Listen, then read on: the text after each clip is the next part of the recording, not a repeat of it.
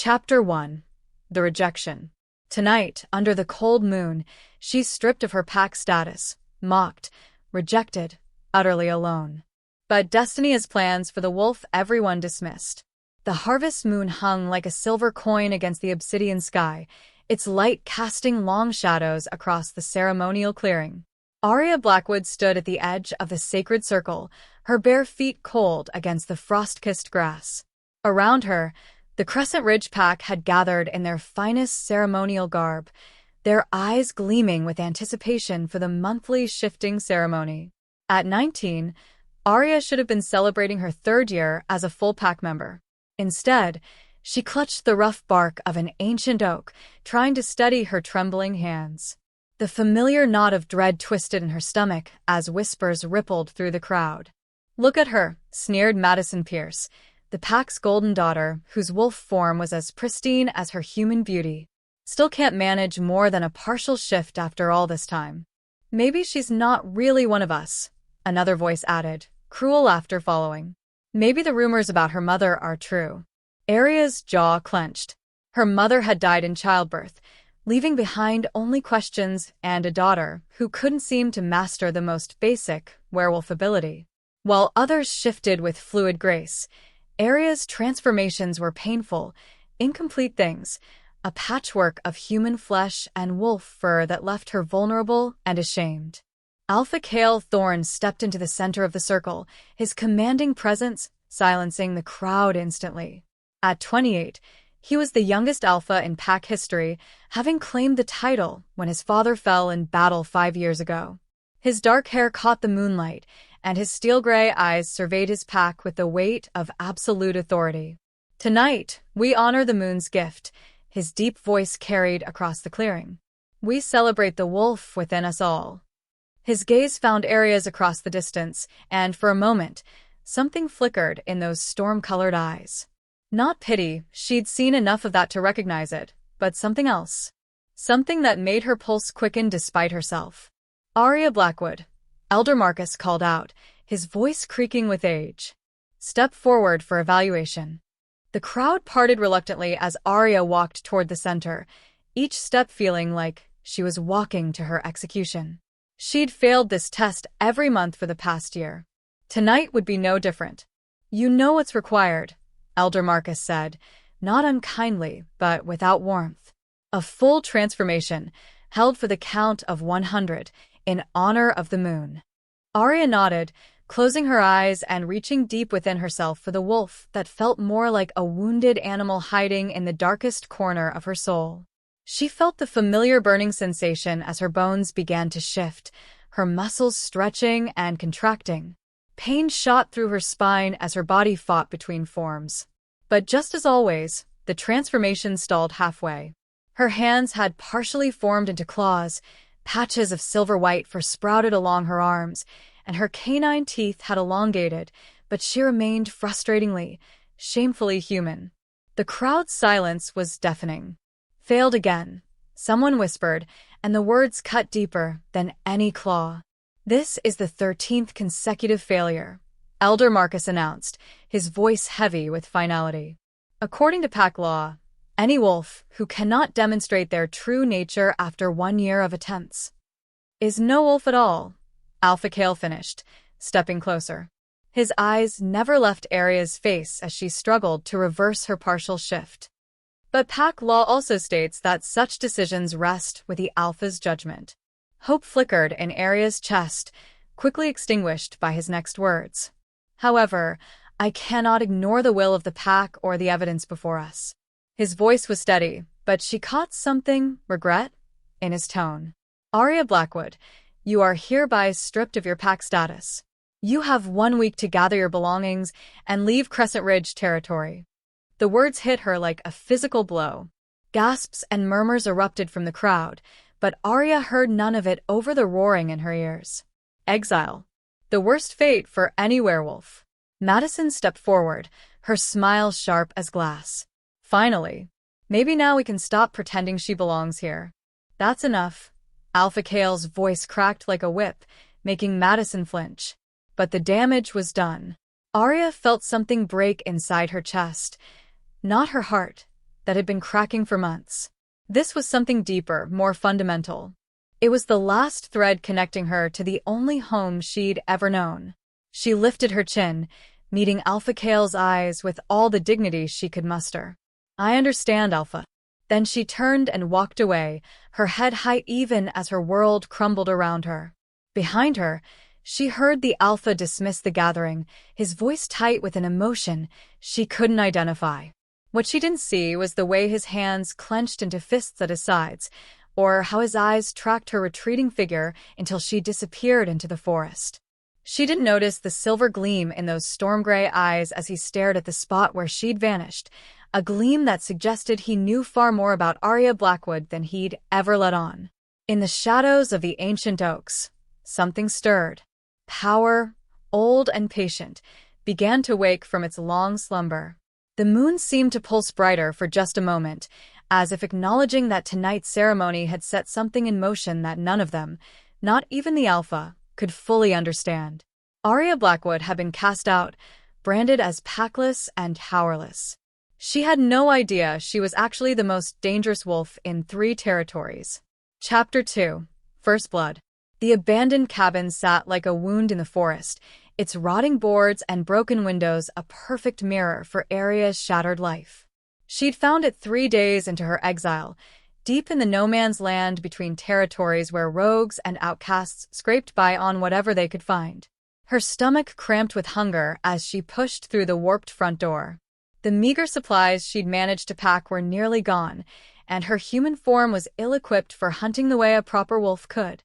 Every attempt to shift had ended in the same agonizing failure, leaving her more frustrated and desperate than before. The floorboards groaned under her feet as she collapsed onto the moth-eaten mattress in the corner. Outside, the wind howled through the trees, carrying scents that made her partially awakened senses recoil. Rogue wolves had been through this area recently. Their musk was sharp with violence and madness. A branch snapped outside. Aria's head jerked up, every nerve suddenly alive with primitive alarm. Through the cracked window, she caught a glimpse of yellow eyes reflecting the pale afternoon light. Not 1 pair, 3 rogues. Her heart hammered against her ribs as she pressed herself against the far wall. Rogues were wolves who'd been cast out from their packs for crimes too heinous to forgive: murder, betrayal, rape. Without the stabilizing bonds of pack hierarchy, they descended into madness, becoming little more than savage beasts driven by hunger and rage. The front door exploded inward with a crash that shook the entire cabin. The first rogue filled the doorway, a massive brute with matted brown fur and foam flecking his muzzle. His human form was naked and scarred, muscles bulging with unnatural size that spoke of too many force shifts. Behind him, 2 smaller rogues crept in, their movements predatory and coordinated. Well, the leader's voice was a gravelly rasp. "What do we have here?" "A little lost lamb, all alone in the big bad woods." Aria's hands shook as she backed toward the broken window, calculating if she could dive through it before they reached her. "I'm not worth your trouble," she managed, hating how small her voice sounded. "I'm packless. I have nothing you want." The rogue's laugh was like broken glass. "Oh, but you do, little lamb. You have a pretty face, a warm body." His nostrils flared as he scented the air. "And you smell like fear. We love the smell of fear." The other 2 rogues spread out, cutting off her escape routes. This was it. This was how she died, alone, powerless, forgotten by the pack that had cast her out. "Please," she whispered, but she knew pleading wouldn't save her. These creatures had moved beyond mercy long ago. The leader lunged. Time seemed to slow. Aria felt something deep inside her chest crack open like an eggshell, releasing a flood of sensation that made her gasp. The world exploded into hyperclarity. She could hear the rogues' hearts pounding, smell the sickness in their blood, feel the electromagnetic pulse of their life forces like bright flames in the darkness. Protect. Survive. Fight. Power erupted from her core like liquid lightning. Her partial shift happened instantly, but this time it was different, controlled. Her claws extended to their full length, gleaming like silver blades. Her canine teeth became genuine fangs, and her muscles coiled with strength she'd never possessed before. The lead rogue's eyes widened in shock just before her claws raked across his throat. Black blood sprayed across the cabin wall as he gurgled and fell, his life force flickering out like a snuffed candle. The other two rogues froze, suddenly uncertain. But Aria wasn't done. The power flowing through her was intoxicating, terrible, and absolutely ruthless. She moved with inhuman speed, her silver claws finding vital points with surgical precision. Within moments, 3 bodies lay motionless on the cabin floor. She stood in the center of the carnage, breathing hard, her partial shift still holding steady for the first time in her life. The power hummed through her veins like electricity, making her feel more alive than she'd ever been. Then she saw the blood on her claws, not the dark, corrupted blood of the rogues, but bright red human blood from where she'd nicked herself in the fight. As the drops hit the floor, they seemed to shimmer with an otherworldly light. "What am I?" A slow clap echoed from the doorway.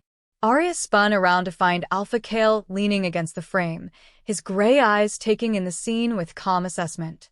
He looked completely unsurprised by the bodies or by her transformation.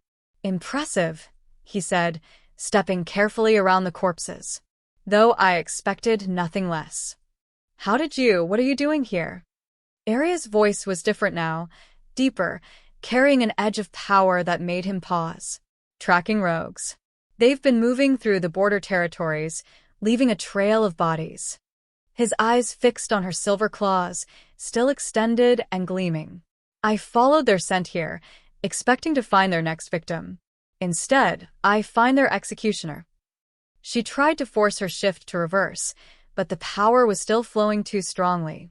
"I don't understand what happened. This isn't... I can't normally access your true nature?" Kale stepped closer, and she caught his scent, pine, leather, and something distinctly alpha that made her newly awakened instincts respond in ways she didn't understand. "Or can't normally control it. I failed the ceremony. You said yourself, I'm not a real wolf." "I said a lot of things." His eyes never left her face. Most of them were lies. The admission hit her like a physical blow. "What? You want the truth, Aria Blackwood? You're not a failed wolf. You're not even a regular werewolf." He gestured to the dead rogues. "Normal werewolves don't kill 3 fully shifted rogues in human territory without breaking a sweat. Normal werewolves don't have silver claws or blood that glows with moonlight." She looked down at her hands, seeing for the first time how her claws gleamed with an inner light, how power still crackled just beneath her skin. "Then what am I?" Kale's smile was sharp as a blade. "You're the reason I've been watching you, for 3 years, waiting for this moment. You're the answer to a prophecy that's older than this pack, older than this territory." His voice dropped to a whisper that somehow carried more authority than his loudest command. "You're a Luna. Not just any Luna, a true Luna, born under the silver moon. The first in over 2 centuries. The power inside her pulsed in response to his words, as if recognizing a truth she'd never understood. "That's impossible." "Is it?" He nodded toward the bodies. "Luna blood doesn't just give you the right to lead a pack, Aria. It gives you the power to protect them from things that would destroy ordinary wolves. Rogues, spirits, ancient threats that most werewolves can't even comprehend." His gray eyes seemed to glow in the dim light. "That's why your mother ran. That's why she hid what you were. And that's why your power has been locked away until now." "My mother." The pieces began clicking into place. She wasn't cast out for being weak. She was running from something. From someone who wanted to use a true Luna's power for their own ends. Kale's expression darkened. "Someone who's been searching for you ever since." A new sound reached them from the forest. Howls, distant but growing closer. These weren't rogue calls. They were coordinated, purposeful. Hunters. "We need to leave," Kale said, his alpha authority snapping into place. "Now." But Aria didn't move. The power was still coursing through her, and with it came a certainty she'd never felt before. "No. I'm tired of running. Tired of hiding what I am." She looked down at the 3 rogues she'd killed without hesitation, without mercy. For the first time in her life, she'd been powerful enough to protect herself. The sensation was addictive. "Let them come," she said, her voice carrying an edge that made even the alpha's eyebrows rise. "I want to see what else I can do." Kale studied her face for a long moment, seeing something there that made him nod slowly. "Very well. But understand this. Once you fully embrace what you are, there's no going back. The pack that cast you out will either bow to you, or be destroyed by you. There's no middle ground for a true Luna." The howls grew closer, and Aria felt her power respond, eager for another test. "Good," she whispered, and her smile was sharp enough to cut glass. "I'm done being dismissed." Chapter 3. Forced Alliance. The howls were no longer distant. Aria could count at least 6 distinct voices weaving through the forest, their calls coordinated in a hunting pattern she recognized from her pack training. These weren't rogues stumbling through the wilderness. These were professionals. "Shadow hunters," Kale said grimly, confirming her worst fears. "Mercenaries who specialize in tracking supernatural targets. Someone's put a bounty on your head." She wiped the rogue blood from her silver claws on her torn jacket, the metallic scent making her newly awakened predator instincts purr with satisfaction. "How much do you think I'm worth? Alive? Probably more than my territory is worth." His gray eyes swept the cabin's single room, calculating angles and exits. "Dead? Still enough to retire on." The casual way he discussed her market value should have terrified her. Instead, it made the power in her chest coil tighter, eager for another fight. The 3 dead rogues at her feet had been just an appetizer. "You could leave," she said, testing him. "Tell them you found my body. Collect the reward yourself." Kale's laugh was dark as winter midnight. "And miss the chance to see what a fully awakened true Luna can do? I'd rather die." A rifle shot cracked through the air, the bullet splintering the window frame inches from Aria's head. She didn't flinch. The old Aria would have cowered, but that girl had died with the rogues. This version of herself simply noted the trajectory and filed it away. "Silver bullets," Kale observed, his nostrils flaring as he caught the scent of the ammunition. "They're not taking any chances." "Will silver kill me? We're about to find out." He began stripping off his clothes with efficient movements. "Stay behind me. When I shift, run for the tree line. They'll focus on the alpha threat first." "No." The word came out with such authority that Kale actually paused, his shirt halfway over his head. "I'm done running from things that want to hurt me. Aria, you've had your power for exactly 15 minutes. They've been hunting supernatural creatures for years." Another gunshot, this one closer. Through the broken window, she could see muzzle flashes moving between the trees. At least 4 shooters, closing in from different directions. "I killed 3 rogues without breaking a sweat," she said, moving toward the front door. "Let's see how I do against humans." Kale's hand closed around her wrist, his grip gentle but unmovable. "This isn't a game. If you die here, you'll never know who killed your mother or why. You'll never understand what you're truly capable of." Her mother. The woman who died bringing her into the world, who'd apparently fled something terrible to protect them both. The rage that had been simmering in Aria's chest since the rejection ceremony flared into an inferno. "Fine," she snarled. "But we do this together or I do it alone. Choose." Kale studied her face for a heartbeat, then nodded. "Together. But you follow my lead." "We'll see." He finished stripping and let his alpha power flow free. The shift took him in seconds, bones cracking, muscles expanding, dark fur sprouting across skin that rippled with supernatural strength. His wolf form was massive, built for war rather than speed, with intelligence gleaming in those same steel-gray eyes. Aria felt her own power respond to his transformation. This time, she didn't fight the change or try to force it. She simply asked. Her body responded like it had been waiting 19 years for permission. The shift was still partial, but now she understood that was by design. Her human intelligence remained intact while her physical capabilities expanded exponentially. Silver claws extended from human hands, Her canine teeth became gleaming fangs, and her muscles coiled with predatory strength. She was built for precision, not brute force.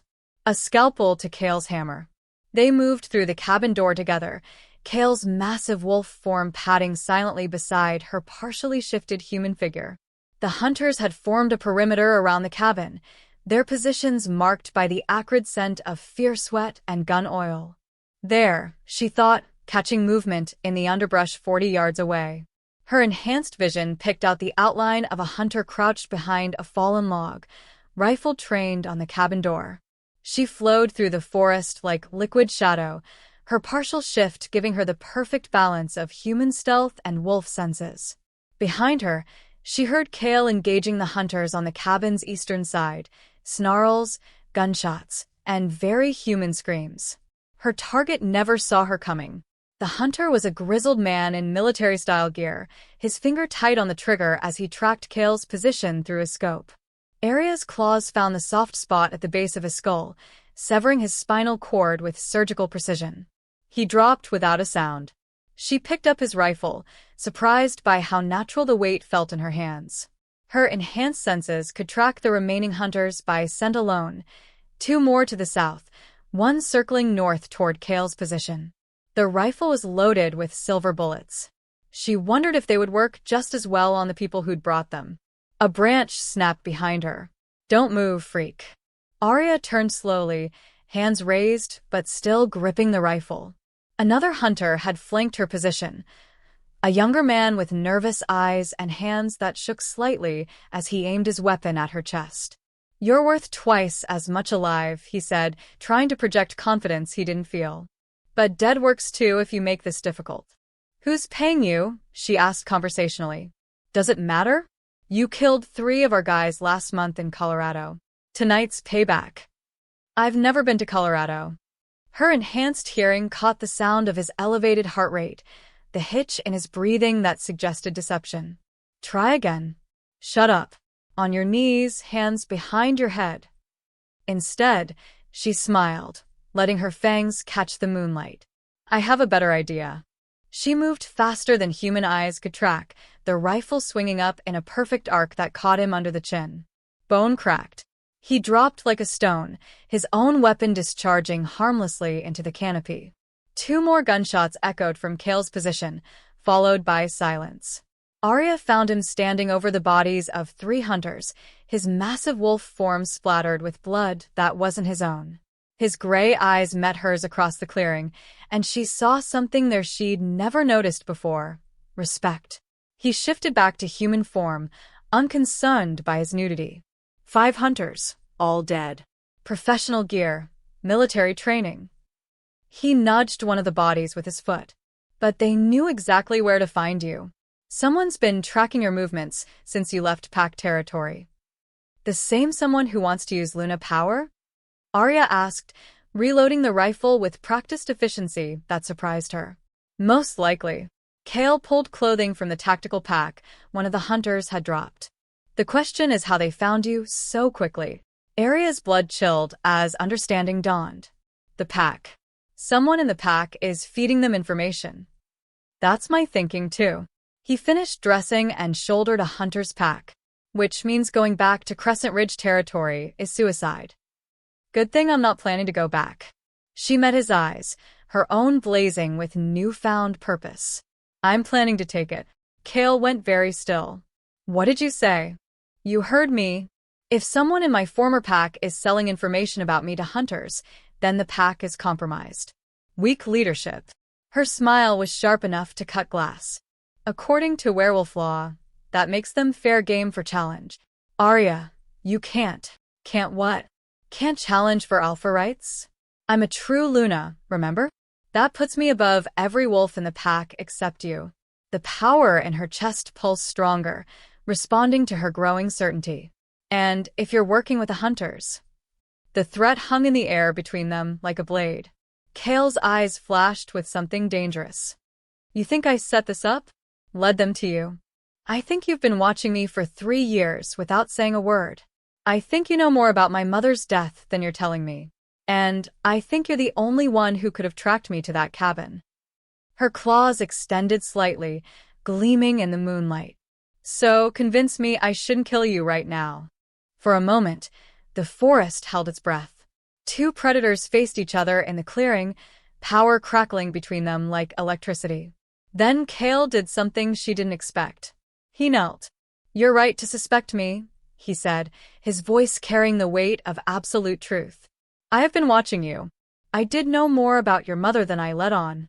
And yes, I could have tracked you here." He looked up at her, his gray eyes holding hers steadily. "But I didn't betray you to the hunters. I've been protecting you from them."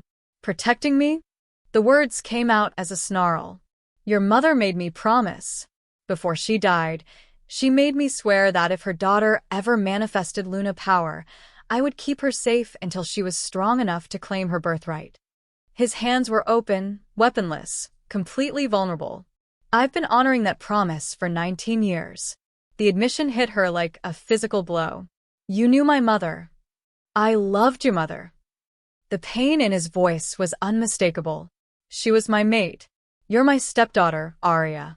And I've been waiting your entire life for you to become strong enough to take what's rightfully yours."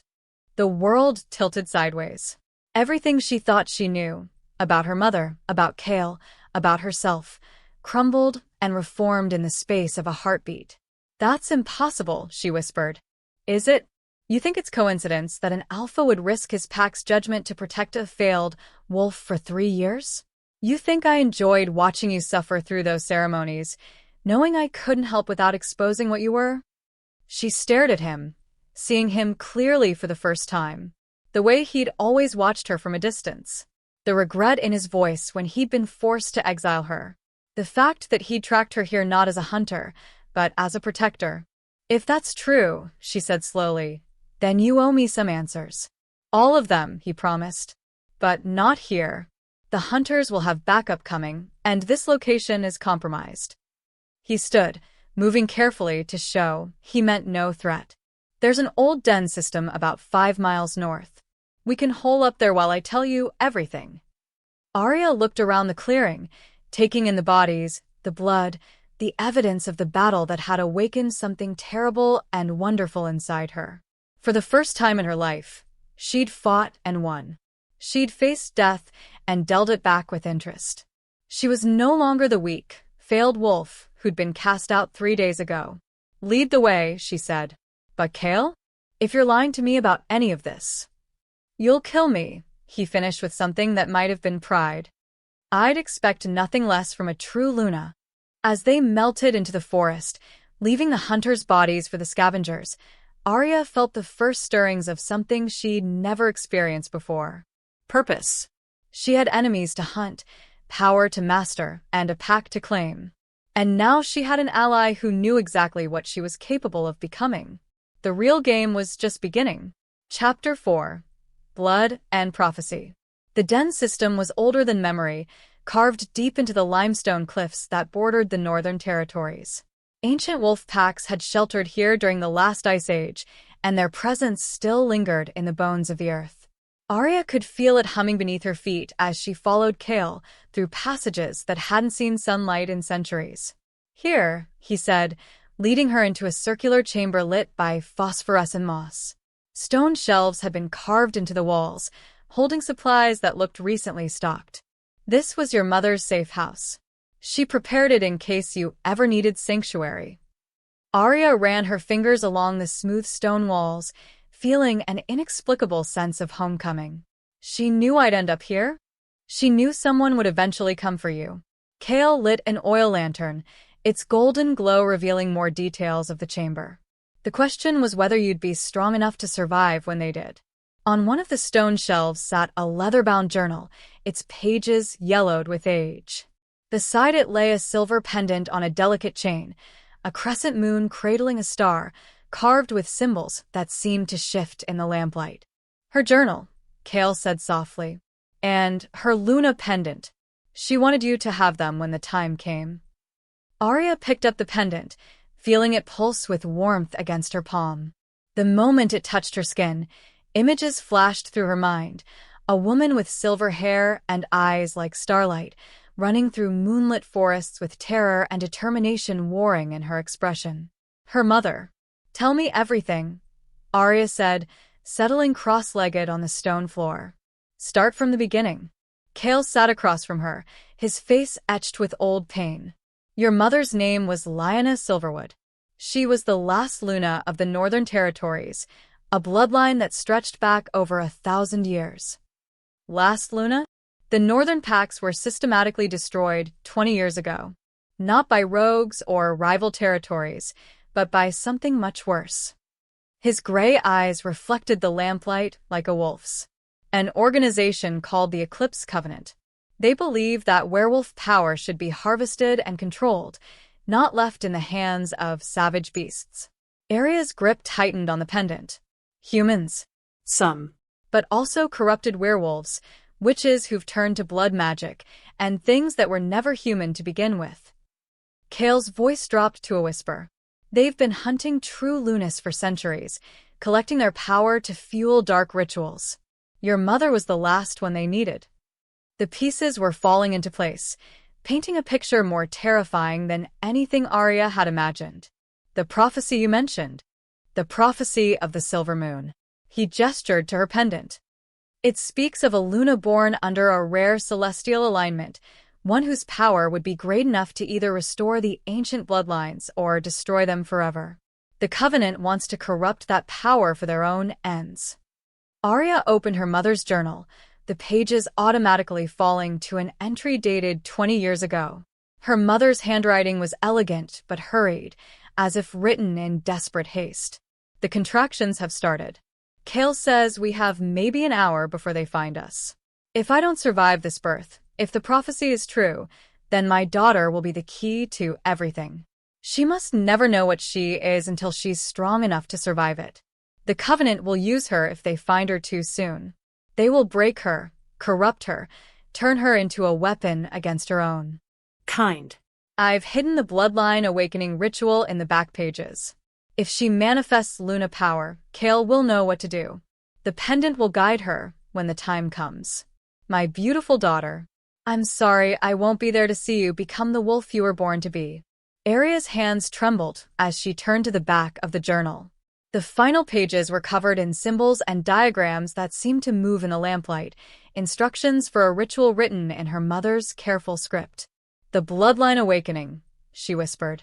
"Your power right now is just a fraction of what you're capable of," Kale explained. "The partial shifts, the silver claws, the enhanced speed, that's your Luna blood responding to mortal danger.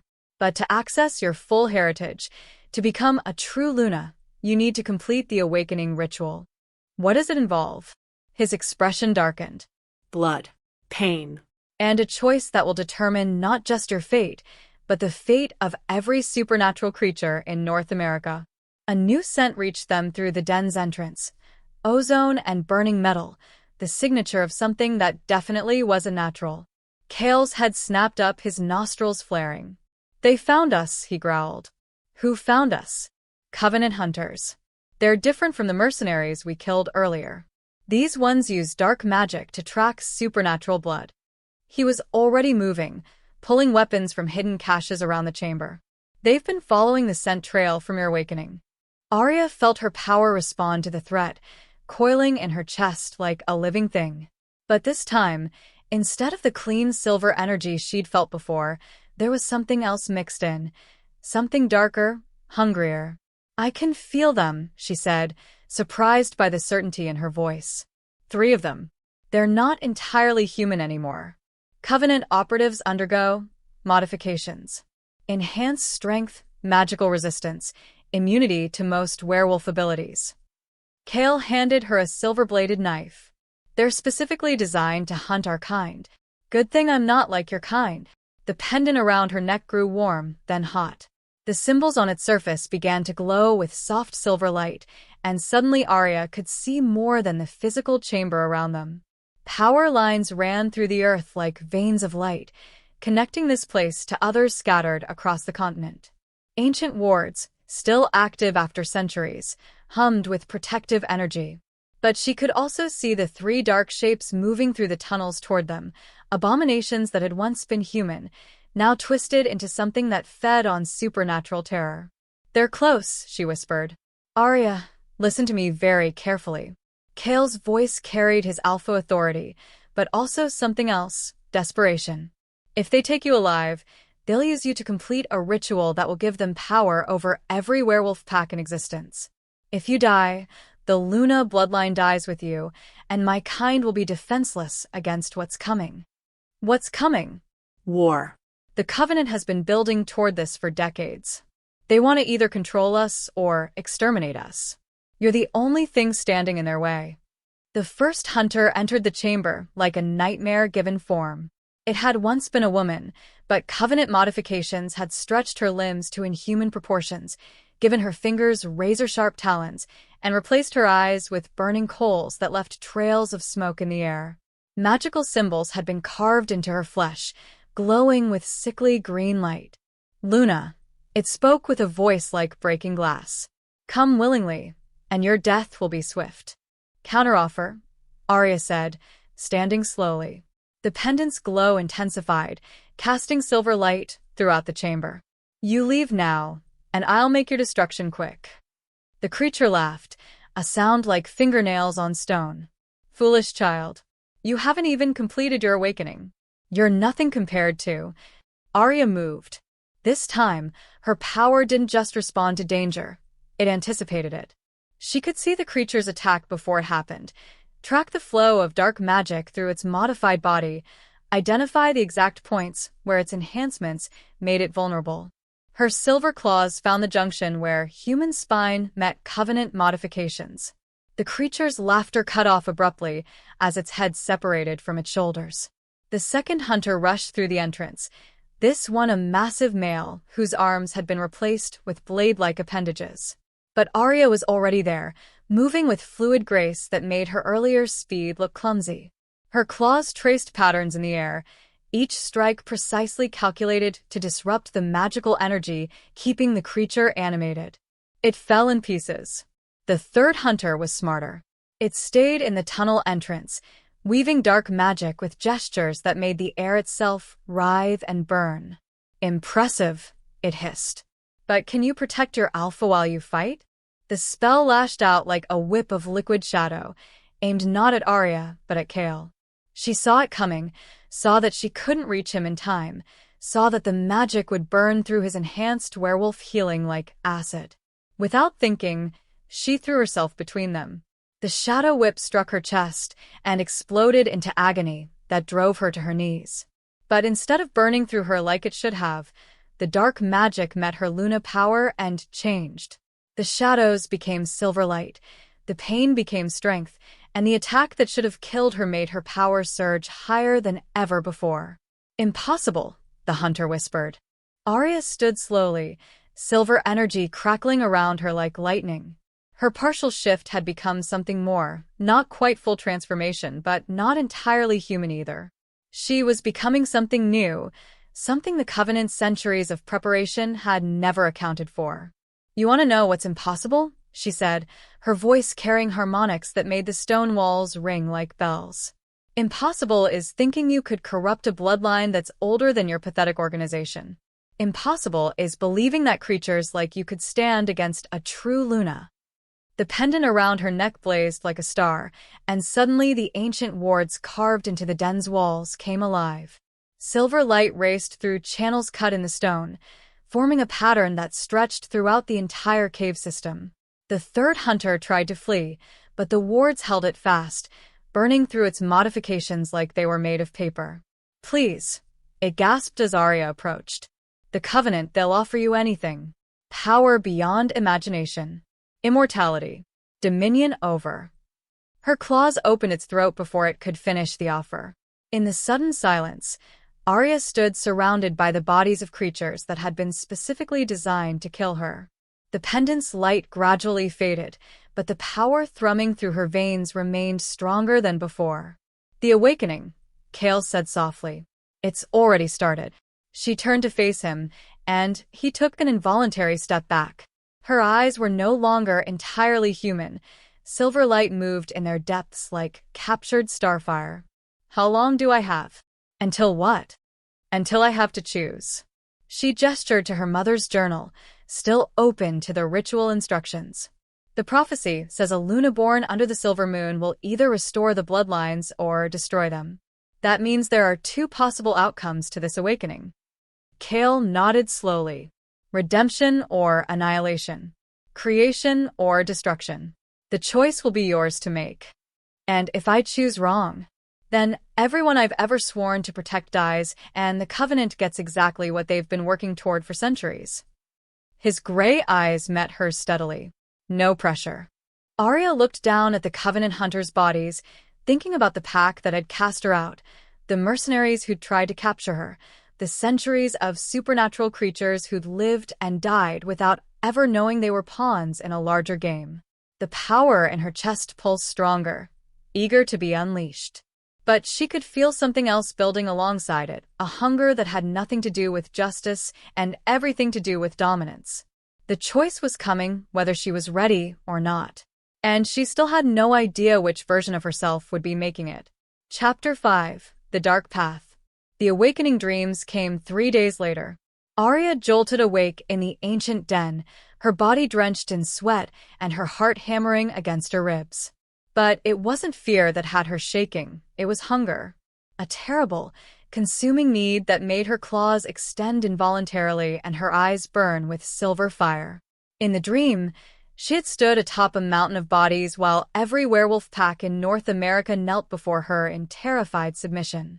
The power flowing through her had been intoxicating, absolute, and utterly corrupting. She had been magnificent and terrible, a goddess of destruction wearing the face of justice. And she had loved every second of it. The dark dreams are starting, Kale said from across the chamber. He hadn't slept in the 3 days since the Covenant attack, instead keeping watch while she underwent the early stages of awakening. How bad? Bad. She sat up, noticing how the phosphorescent moss brightened in response to her presence. Everything in the den was reacting to her now. The ancient wards, the carved symbols, even the stone itself seemed to pulse in rhythm with her heartbeat. In the dream, I killed everyone who ever hurt me. And then I killed everyone who might hurt me in the future. And then you killed everyone who refused to worship you, he finished grimly. It's the annihilation path showing you what you could become. Aria touched the pendant at her throat, feeling it burn against her skin like a brand. Is that what happened to the other Lunas? Did they all face this choice? No. Most Luna awakenings are gradual, taking place over months or years with the guidance of pack elders and ancient rituals. But you're doing it in days, under extreme stress, with Covenant hunters trying to kill you. Kale's expression was haggard. The prophecy speaks of a Luna born under the silver moon, but what it doesn't mention is that such births only happen during times of supernatural crisis. The power awakens quickly because it's needed quickly. Lucky me. She stood and immediately regretted it. Every movement sent waves of energy coursing through the stone floor, making the entire chamber vibrate like a struck bell. How much worse is this going to get? The final stage begins at moonrise tonight. You'll have to choose then. Complete the bloodline restoration ritual your mother left, or let the awakening take its natural course. His gray eyes met hers steadily. One path saves our people. The other destroys them. And if I choose wrong, there won't be anyone left to remember that you had a choice. A new scent reached them through the tunnel system, not the ozone and metal signature of Covenant hunters, but something else. Something familiar. Pack wolves. Multiple signatures, moving through the tunnels with purpose. Aria's enhanced senses identified them immediately. Madison Pierce and 4 other pack members, all in their prime fighting years. They moved with the coordinated precision of a hunting party, and their scent carried the sharp edge of determination mixed with fear. My former packmates, she said, surprised by how little emotion she felt. 3 days ago, seeing them would have brought pain. Now, they seemed as relevant as insects. What do you think they want? To kill you before you complete the awakening, Kale said bluntly. Someone's told them what you're becoming. The pack members entered the chamber with weapons drawn, silver knives, blessed bullets, even a few wooden stakes that suggested they'd been getting advice from people who hunted more than just werewolves. Madison led them, her perfect blonde hair pulled back in a warrior's braid, her blue eyes burning with righteous fury. "Kale," she said, her voice carrying pack authority despite the fact that she was addressing her alpha. "Step away from the abomination." "Abomination?" Aria laughed, the sound echoing strangely in the stone chamber. "That's new. 3 days ago, I was just a failure." 3 days ago you hadn't murdered 12 people, Madison snarled. "The hunters you killed were sanctioned by the Interpack Council. They were trying to prevent exactly what's happening right now." Aria felt her power spike in response to the accusation, silver energy crackling around her hands. "The hunters were working for the Eclipse Covenant. They wanted to capture me and use my power to enslave every werewolf in North America." Lies. "The Covenant is a myth, a boogeyman story told to pups." Madison's grip tightened on her silver blade. "What's real is a corrupted Luna about to complete a dark ritual that will turn her into something that feeds on our kind." "Madison," Kale warned, his alpha power rolling through the chamber like a physical force. "You don't understand what you're dealing with. I understand that you've been compromised. The Pack Elders sent us to retrieve you and eliminate the threat." She gestured to her companions, who spread out to cover the chamber's exits. "We have silver bullets blessed by 3 different shamans, weapons forged specifically to kill corrupted supernatural creatures, and authorization from the Council to use lethal force." Aria looked around at the 5 pack members, wolves she'd grown up with, trained alongside, considered family despite their rejection of her. They stood ready to murder her based on lies fed to them by people who wanted her dead. The hunger in her chest roared to life. "You want to know what I'm becoming?" she asked, her voice carrying harmonics that made the stone walls ring. "Let me show you." This time, she didn't hold back. Power exploded from her core like a supernova, washing over the chamber in waves of silver fire. The pack members' blessed weapons crumbled to dust in their hands. Their protective charms burned away like paper. And their enhanced werewolf senses, which should have given them an advantage, instead left them paralyzed by the sheer magnitude of what they were facing. "Impossible," Madison whispered, falling to her knees as Aria's presence pressed down on her like a physical weight. No Luna has ever awakened under combat conditions with Covenant blood on her claws," Aria finished, moving toward them with predatory grace. "No Luna has ever been rejected by her own pack and forced to embrace her power alone. And no Luna has ever been stupid enough to try killing her own packmates for following orders from corrupt elders. She could kill them all, right now, without effort.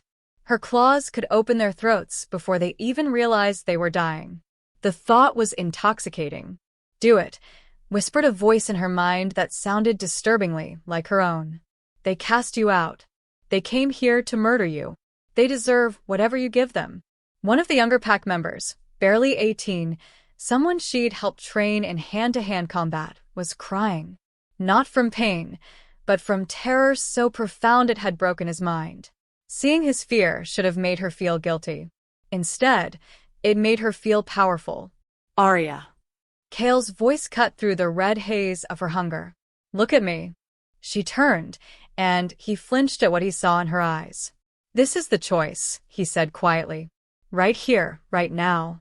You can kill them and prove that everything they've been told about you is true. Or you can show mercy and prove that you're still the woman your mother raised." "My mother is dead because she was too weak to fight back," Aria snarled. "I'm not making her mistakes. Your mother died protecting you. That's not weakness. That's strength."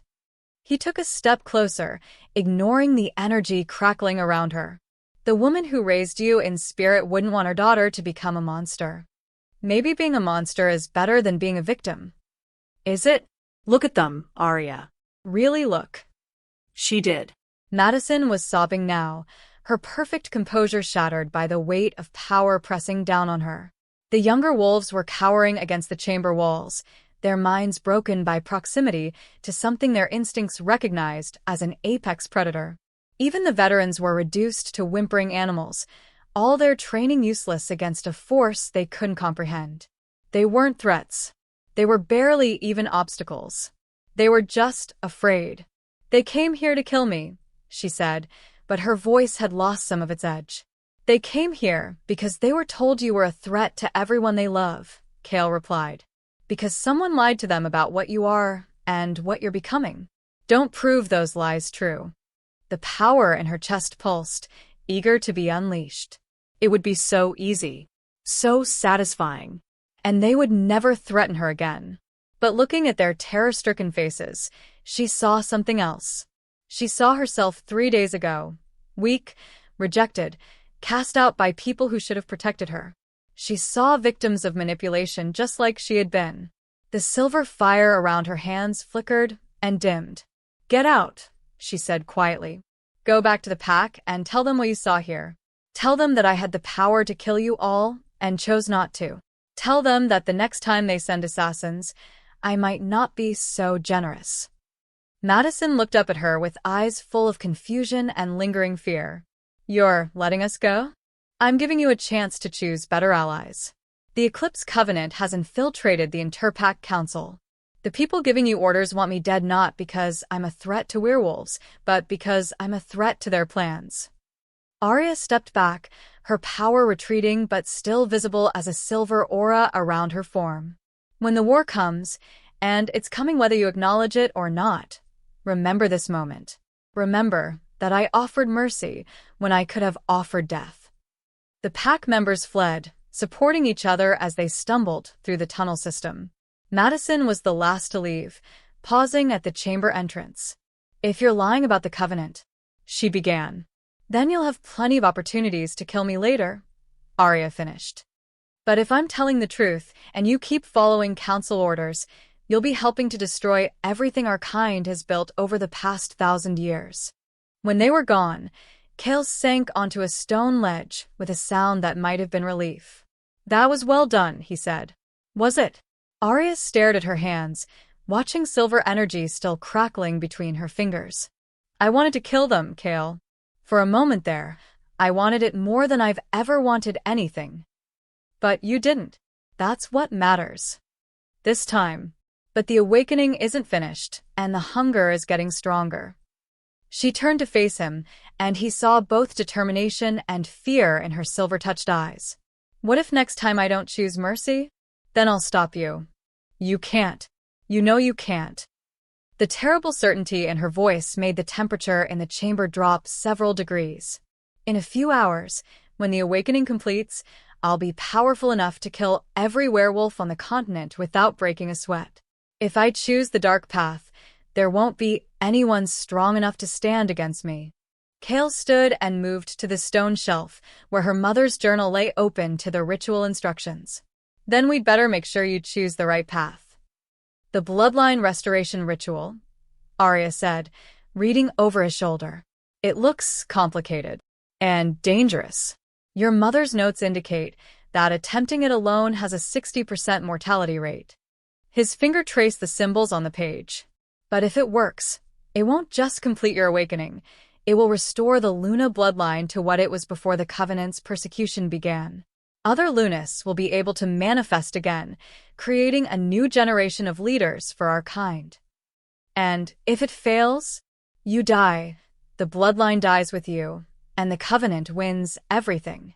He met her eyes steadily. "The choice is yours, Aria. Raw power and certain survival, or a chance to save our people at the cost of your life." Aria looked around the chamber that had sheltered her mother 20 years ago, feeling the weight of history pressing down on her shoulders. Somewhere above them, the sun was setting toward the horizon. Moonrise was coming, and with it, the moment when she would have to choose what kind of creature she wanted to become.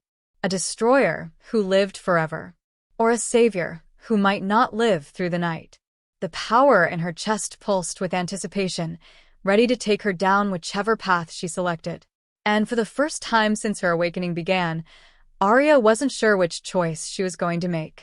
Chapter 6: Blood and Silver. The moon rose like a silver eye over the cliffs, its light streaming through the den's entrance to illuminate the ritual circle Aria had spent the last hour carving into the stone floor. Each symbol had to be perfect. One mistake would mean death, and not the quick kind. Her mother's journal lay open beside the circle, its pages fluttering in a wind that existed only in the spaces between worlds. The bloodline restoration ritual was ancient beyond measure, written in a dialect of the old tongue that made her teeth ache just to read. "Last chance to reconsider," Kale said from the chamber entrance, where he stood guard with weapons that would be useless if the Covenant found them. "The dark path might be easier, but at least you'd survive it. Survival isn't the point anymore." Aria knelt at the circle's center, the silver pendant warm against her throat. "If I take the easy path, I become everything they said I was. A monster. A threat. A cautionary tale to scare young wolves. And if you die attempting this, then at least I die trying to be something better than what they made me." She looked up at him, silver light moving in her eyes like captured stars. "Besides, I'm tired of being afraid." The ritual required 3 components: Luna blood freely given, moonlight focus through a bloodline pendant, and the willing sacrifice of accumulated power to restore what had been lost. In theory, it would reawaken dormant Luna genetics in werewolf bloodlines across the continent, creating a new generation of natural leaders to guide the packs against the coming war. In practice, it would probably kill her. Aria drew the silver ritual blade her mother had left for this moment, its edge sharp enough to cut moonbeams. The first cut was across her palm, Luna blood freely given. Crimson drops fell onto the carved symbols, making them glow with soft white light. The power in her chest responded immediately, flowing down her arm and into the circle like liquid lightning. But instead of the clean silver energy she'd grown accustomed to, this felt different. Older, wilder, touched with the memories of every Luna who had ever lived. "Welcome, daughter." The voice wasn't audible, but Aria heard it clearly in her mind. Around the circle, translucent figures began to materialize, women in ancient robes, their eyes blazing with the same silver fire that now burned in her own. The bloodline mothers, she realized. "They're still here. We never left," another voice whispered. "We've been waiting for you." The largest figure stepped forward, and Aria's breath caught. She was looking at her mother, not as she had appeared in her few scattered memories, but as she had been at the height of her power. Lioness Silverwood stood tall and proud, her silver hair flowing like moonlight, her eyes filled with love and terrible sorrow. "My beautiful daughter," Lioness said, reaching out with a hand that flickered between solid and spirit. "You've grown so strong. Stronger than I ever dared hope." "Mother." Aria's voice broke. "I don't know if I can do this. The power, the hunger, sometimes I want to burn the whole world down. That is the burden of our bloodline. We feel everything more deeply, love and hate, justice and rage, mercy and vengeance. The choice of which to embrace has always been ours to make.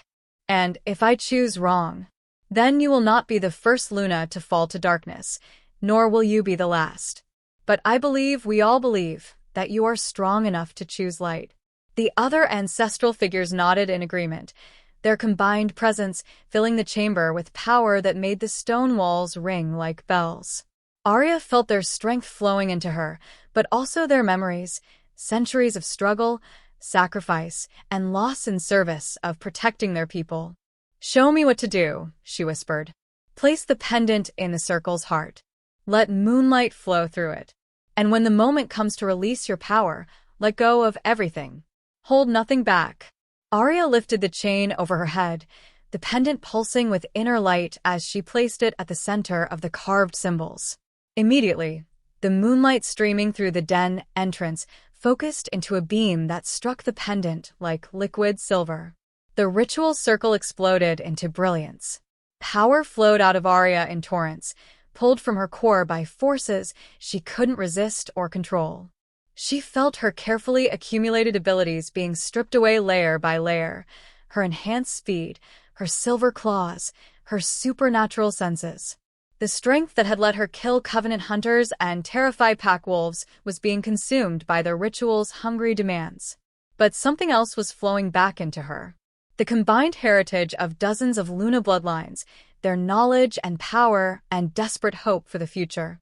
She was becoming a conduit for every Luna who had ever lived, their strength channeling through her into the world beyond.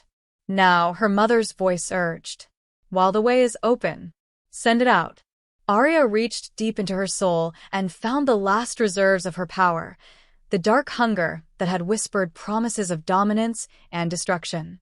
Instead of embracing it, she seized it and fed it into the ritual circle.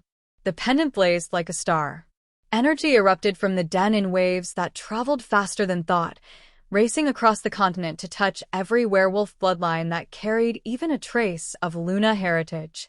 In packs scattered from Alaska to Mexico, dormant genetics sparked to life. Young women who had never shown more than basic werewolf abilities suddenly found themselves filled with silver fire. Children born to common pack families discovered that they carried the potential for true leadership. The Luna bloodline was reborn, but the effort was killing her. Aria felt her life force being pulled into the ritual along with her power. Her heart stuttered, her vision grayed, and she collapsed onto the stone floor as her body began to shut down.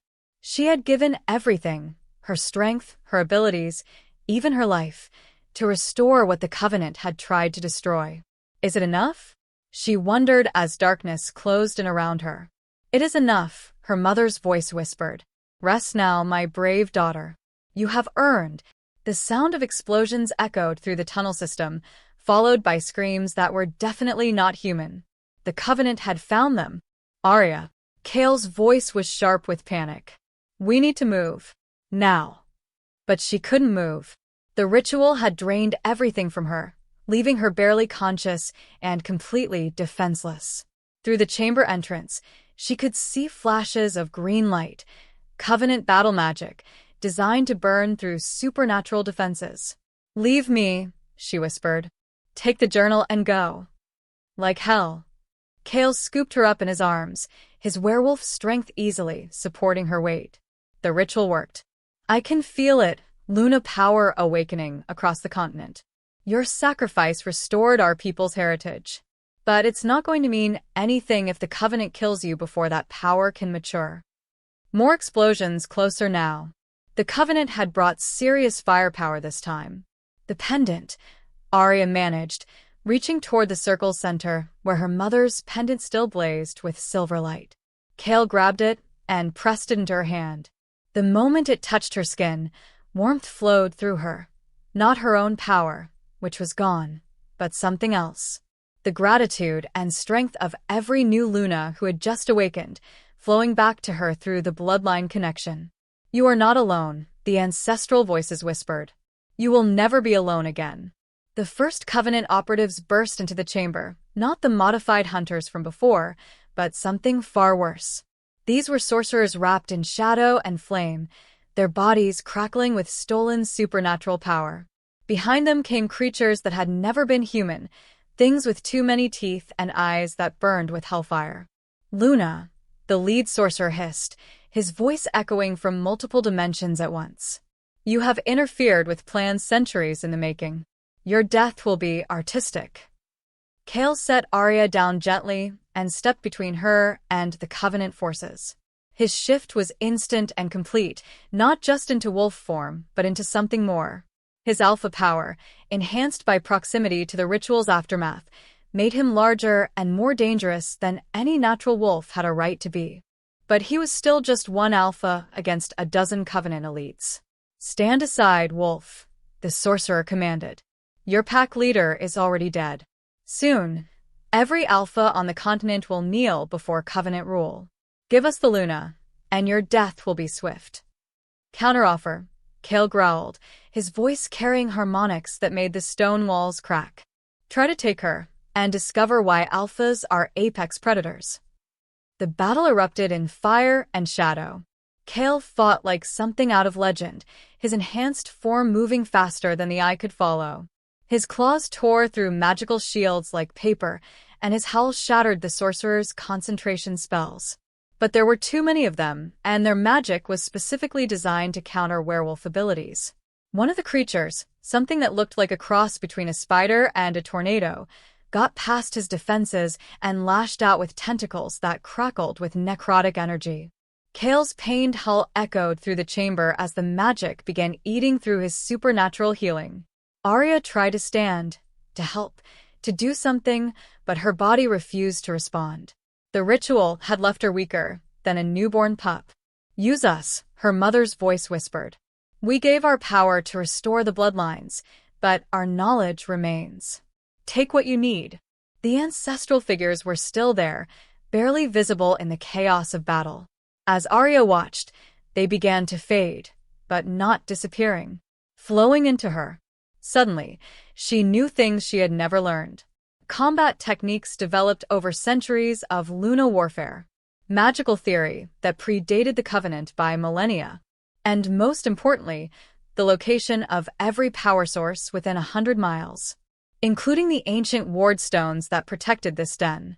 With tremendous effort, Aria pressed her hand against the stone floor and reached out with senses she hadn't known she possessed.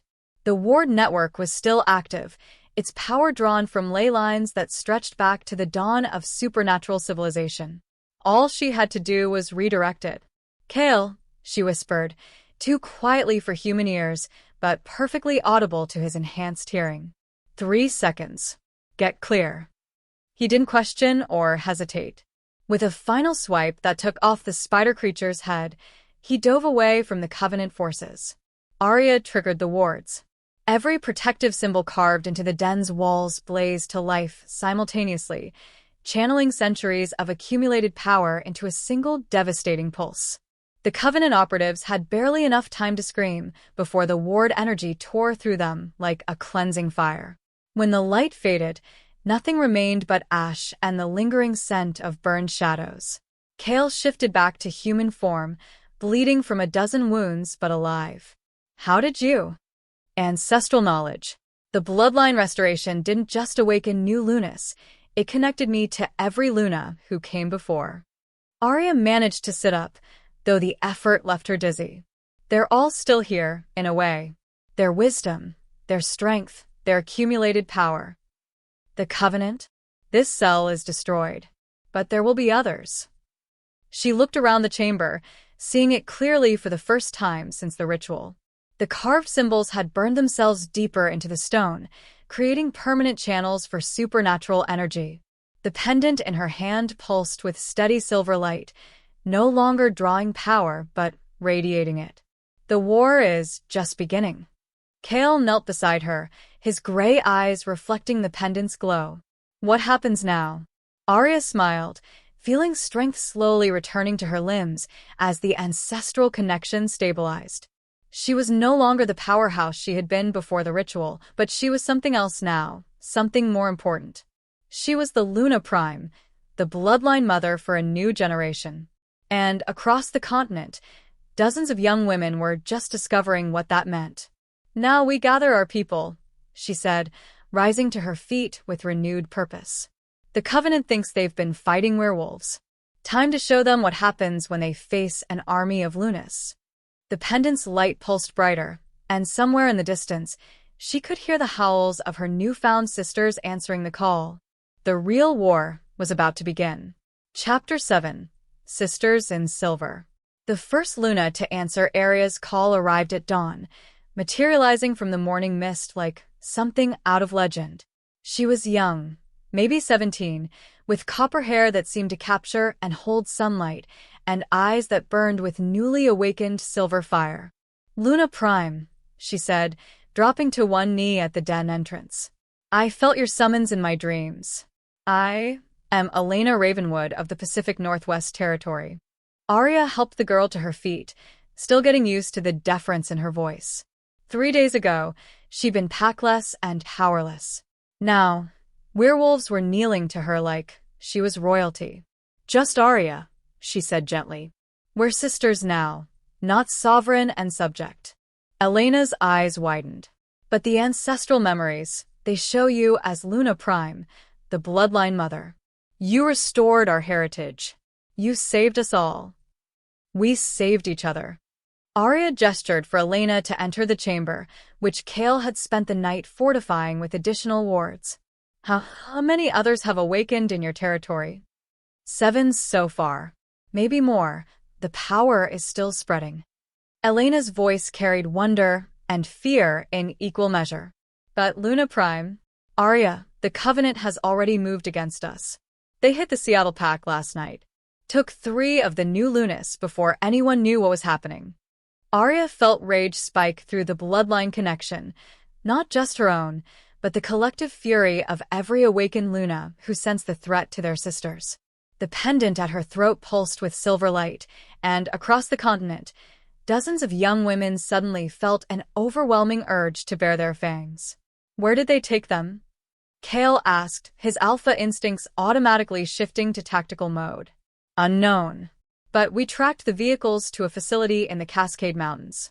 Industrial complex, heavily warded against supernatural detection. Elena's hands clenched into fists. We can't get close without triggering their defenses. Then we don't sneak, Aria said, her voice carrying harmonics that made the chamber walls ring. We knock. Over the next 6 hours, they came in waves. Luna after Luna, drawn by the bloodline connection and the desperate need to understand what was happening to them. By midday, 23 newly awakened women had gathered in the ancient den, their combined presence turning the stone chamber into a beacon of silver energy. They came from every corner of the continent. Maria Santos from the Texas borderlands, her dark eyes blazing with protective fury for her younger packmates. Jennifer Kim from the Great Lakes Territory, whose transformation had occurred during a corporate board meeting, leaving her colleagues convinced they'd witnessed a minor miracle. Sarah Blackhorse from the Native American territories, who carried the memories of Luna bloodlines that predated European contact. Each brought stories of the awakening, power erupting without warning, enhanced senses and impossible strength, and the overwhelming certainty that they were no longer merely pack members, but something far more dangerous. Each also brought reports of Covenant activity. They hit us 3 hours after my awakening, reported Jessica Wolf from the Colorado Rockies. Lost 2 sisters before we knew what we were fighting. Industrial facilities, added Maria. They're building something. Multiple sites, all heavily defended. Harvesting centers, said Sarah grimly. The ancestral memories show similar operations during the last Luna Purge. They're collecting our blood for some kind of ritual. Aria closed her eyes and reached through the bloodline connection, feeling for the missing sisters. Their presence was there but muted, as if they were being held behind magical barriers designed to muffle supernatural abilities. I can sense them, she said. Scattered across different facilities, but alive. They're trying to harvest Luna power without killing the source. Why? Elena asked. Kale answered, his voice dark with understanding. Because they've learned from their mistakes. The last time the Covenant tried to destroy the Luna bloodlines outright, they triggered the prophecy that led to Aria's awakening. This time, they're trying to corrupt and control rather than eliminate. Corrupt how? Jennifer demanded. Blood magic. Forced rituals. Psychological conditioning. Aria felt sick as the ancestral memories provided details. They want to turn Lunas into weapons that serve the Covenant instead of protecting our people. The chamber fell silent as the implications sank in. These weren't just kidnappings. They were the opening moves of a campaign to pervert everything the Luna bloodline represented. So, what do we do? Maria asked, her voice steady despite the fury burning in her eyes. Aria looked around the circle of faces, young women who'd had their entire world overturned in the space of days, who were looking to her for answers she wasn't sure she had. The weight of leadership pressed down on her shoulders like a physical force. We hit them first, she said finally. Hard, fast, and all at once. They expect us to be confused, scared, disorganized. Instead, we show them what an organized Lunastrike force looks like. Aria, Kale warned, most of these women have had their powers for less than a week. They're not ready for combat against Covenant sorcerers. Then we teach them. Fast. She stood, silver energy crackling around her hands as she accessed the ancestral knowledge flowing through the bloodline connection. The Luna archives contain centuries of combat techniques, magical theory, and tactical doctrine. We download it all into their minds through the bloodline link. That's Elena started, then stopped. Is that even possible? One way to find out. Aria extended her hands, and the other Lunas instinctively formed a circle around her. Everyone link hands. Let the connection flow between us. The moment their skin touched, power exploded through the chamber. Not the raw, uncontrolled energy of Aria's initial awakening, but something focused and purposeful. Through the bloodline connection, 23 minds suddenly had access to the accumulated knowledge of dozens of Luna generations. Combat forms designed specifically for werewolf physiology. Magical techniques that turned supernatural senses into tactical advantages. Strategic doctrine developed through centuries of pack warfare. Leadership principles that made the difference between victory and massacre. But most importantly, they gained something that couldn't be taught. The unshakable certainty that they were no longer alone. By the moon, Sarah whispered, her eyes blazing with silver fire. I can feel all of you. Your strength, your courage, your determination. And I can feel our sisters in the facilities, Maria added, her voice tight with controlled rage. They're afraid, but they're not broken. Not yet. Then we move tonight, Aria decided. Multiple simultaneous strikes against every known facility. We hit them so hard and so fast that they don't have time to hurt our sisters in retaliation. What about backup? Jennifer asked. These are major operations. The Covenant will have reinforcements. So, do we? Aria's smile was sharp as a blade. Every pack alpha on the continent just felt that power surge. They know something has changed. Kale, can you coordinate with the other alphas? Already on it, he said, pulling out a satellite phone. I've got contacts in 30 territories. When they hear what the Covenant has been doing, they'll mobilize everything they have. Elena finished. This isn't just about Lunas anymore. It's about the survival of our entire species. Aria nodded, feeling the weight of history settling around them. The chamber that had sheltered her mother 20 years ago was now the command center for a supernatural war. The ancient ward stones hummed with energy, ready to defend the bloodline that had found sanctuary within their protection. There's something else, she said, addressing the assembled Lunas. The Covenant has been planning this for centuries. They have resources, magical power, and creatures that were never human. This won't be like fighting rogues or rival packs. Some of us probably won't survive. Noted, Jessica said dryly. Are you trying to talk us out of this? I'm making sure you understand the stakes. Because once we do this, there's no going back.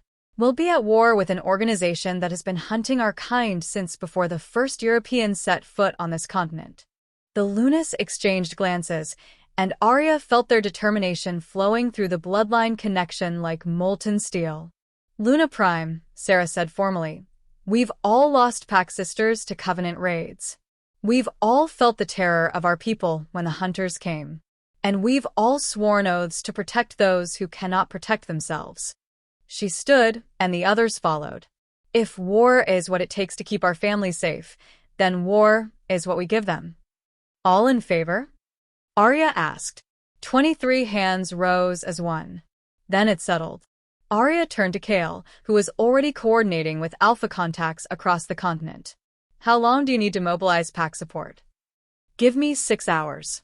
By sunset, we'll have strike teams positioned at every known facility. Perfect. That gives us time to practice coordinated attacks and... She stopped mid-sentence as new presences touched the edge of her awareness. More Lunas, approaching the den from multiple directions. But these felt different, older, more experienced. Company, she announced.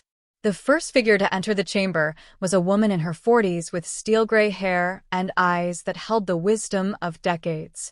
She moved with the fluid grace of someone who'd mastered every aspect of supernatural combat, and her presence made even the battle-hardened ancestral spirits take notice. Diana Moonrunner, she introduced herself, inclining her head respectfully to Aria.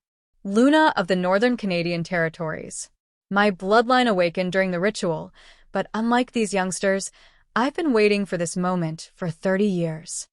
More figures followed, women who'd carried dormant Luna genetics their entire lives, suddenly finding themselves connected to a power they'd only heard about in legends. Veterans of pack politics, supernatural conflicts, and the endless struggle to keep their people safe from threats both mundane and mystical. The experienced generation, Elena breathed. The ones who were born with the potential but never had it awakened. Until now, Diana confirmed. And we're here because we've been tracking Covenant operations for decades, waiting for the right moment to strike. Her smile was sharp as winter wind. I believe that moment has arrived. Aria felt the bloodline connection expand to encompass the newcomers, their combined knowledge and experience flowing into the network. Suddenly, she had access not just to ancestral memories, but to current intelligence about Covenant operations, facility locations, and enemy capabilities. How many facilities? She asked. 47 confirmed sites across North America, Diana replied. But the 3 main harvesting centers are the priority targets. They're where our captured sisters are being held. Can we hit all 3 simultaneously? With proper coordination and enough firepower, yes. Diana's eyes gleamed with anticipation. I've been planning this assault for 20 years, Luna Prime. All I needed was enough Luna power to make it work. Aria looked around the chamber at the assembled faces, young and old, experienced and new, united by bloodline and purpose. For the first time since her awakening began, she felt truly ready for what was coming. Then let's go to war, she said. The pendant at her throat blazed with silver light, and across the continent, every werewolf pack felt the call to battle. The Covenant was about to learn why you never steal a Luna's family. Chapter 8. The Cascade Assault. The Cascade facility squatted in the mountain valley like a mechanical cancer, its black steel walls rising from the forest floor in defiance of the natural world. Floodlights carved harsh geometric patterns through the darkness, and the air itself reeked of ozone and burnt copper, the signature of industrial blood magic. Aria crouched on the ridge overlooking the compound, her enhanced vision picking out guard positions, sensor arrays, and the faint shimmer of protective wards.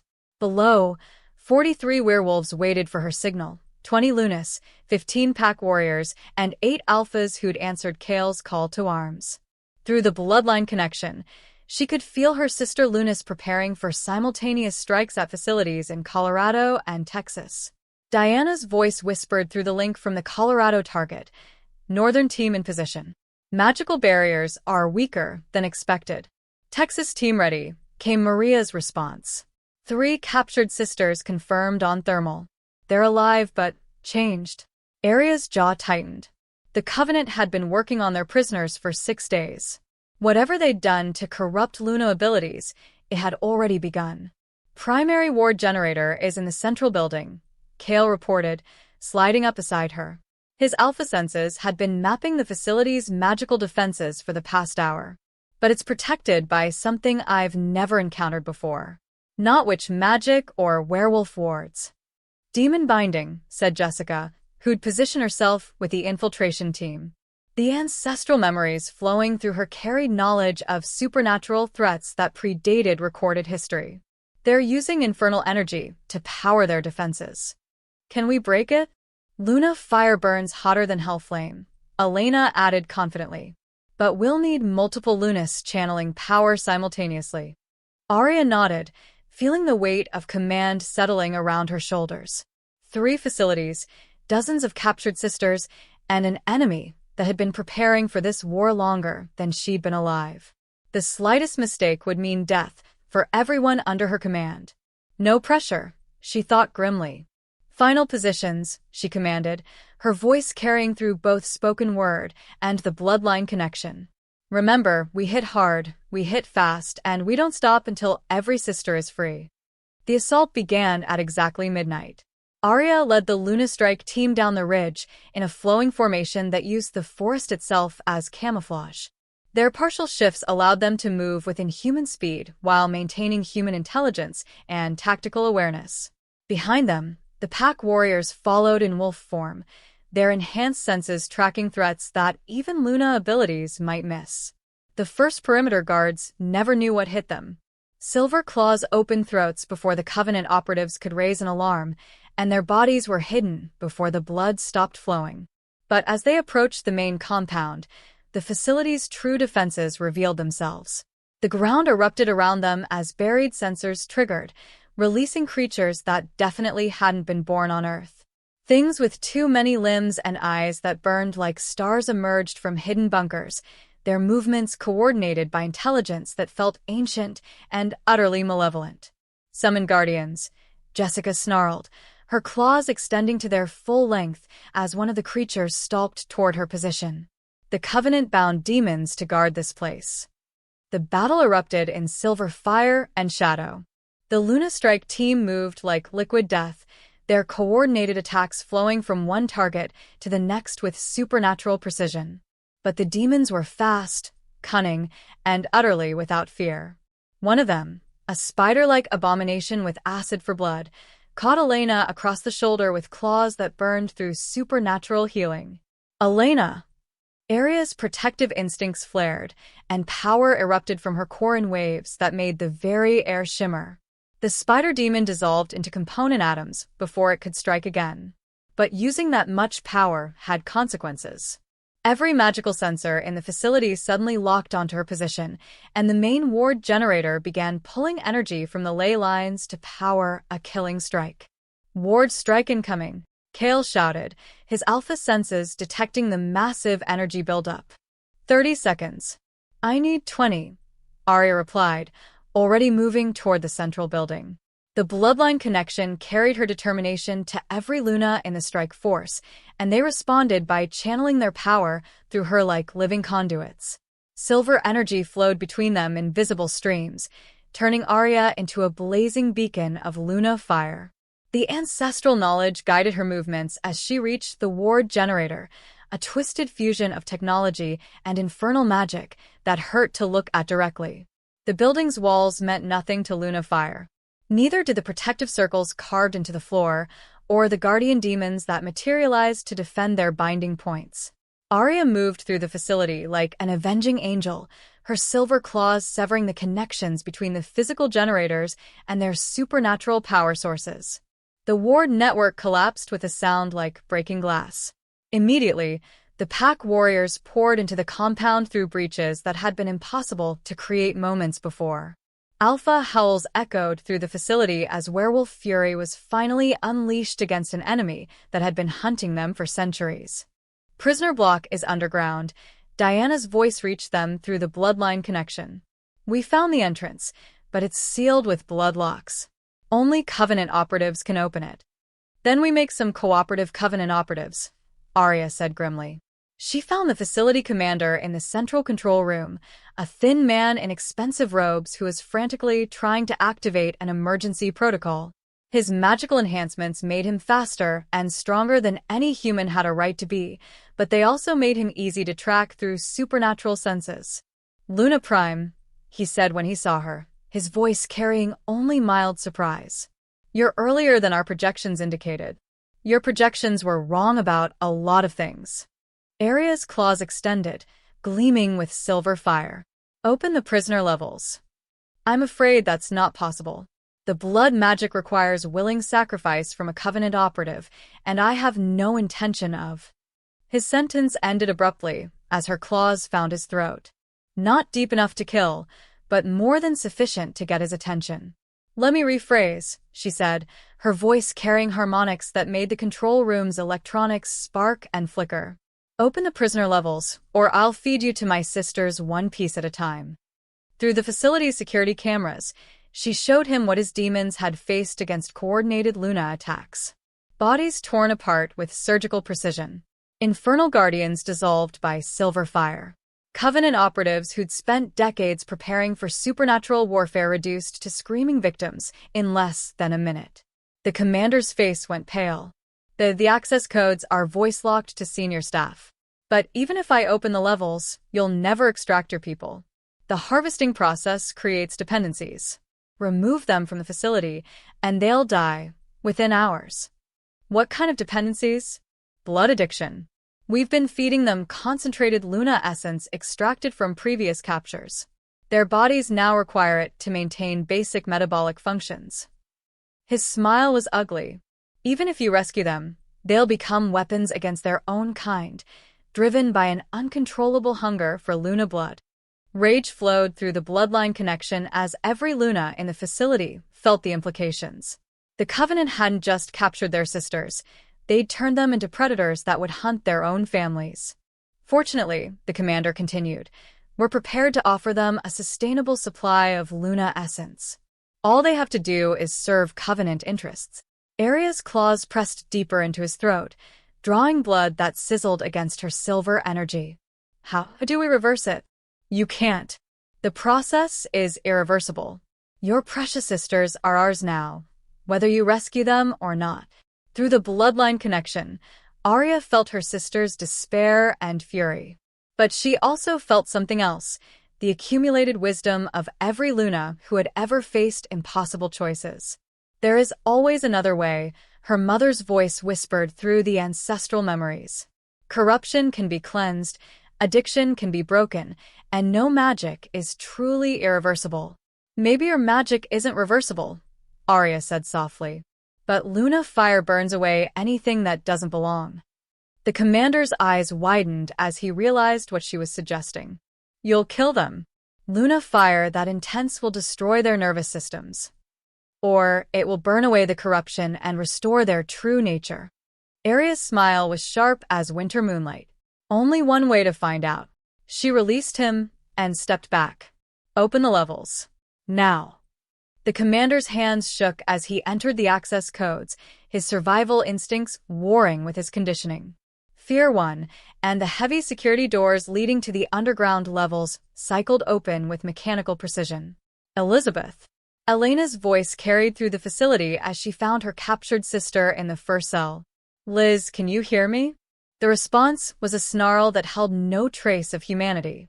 Aria descended into the prisoner levels, following the scent of terror and twisted magic.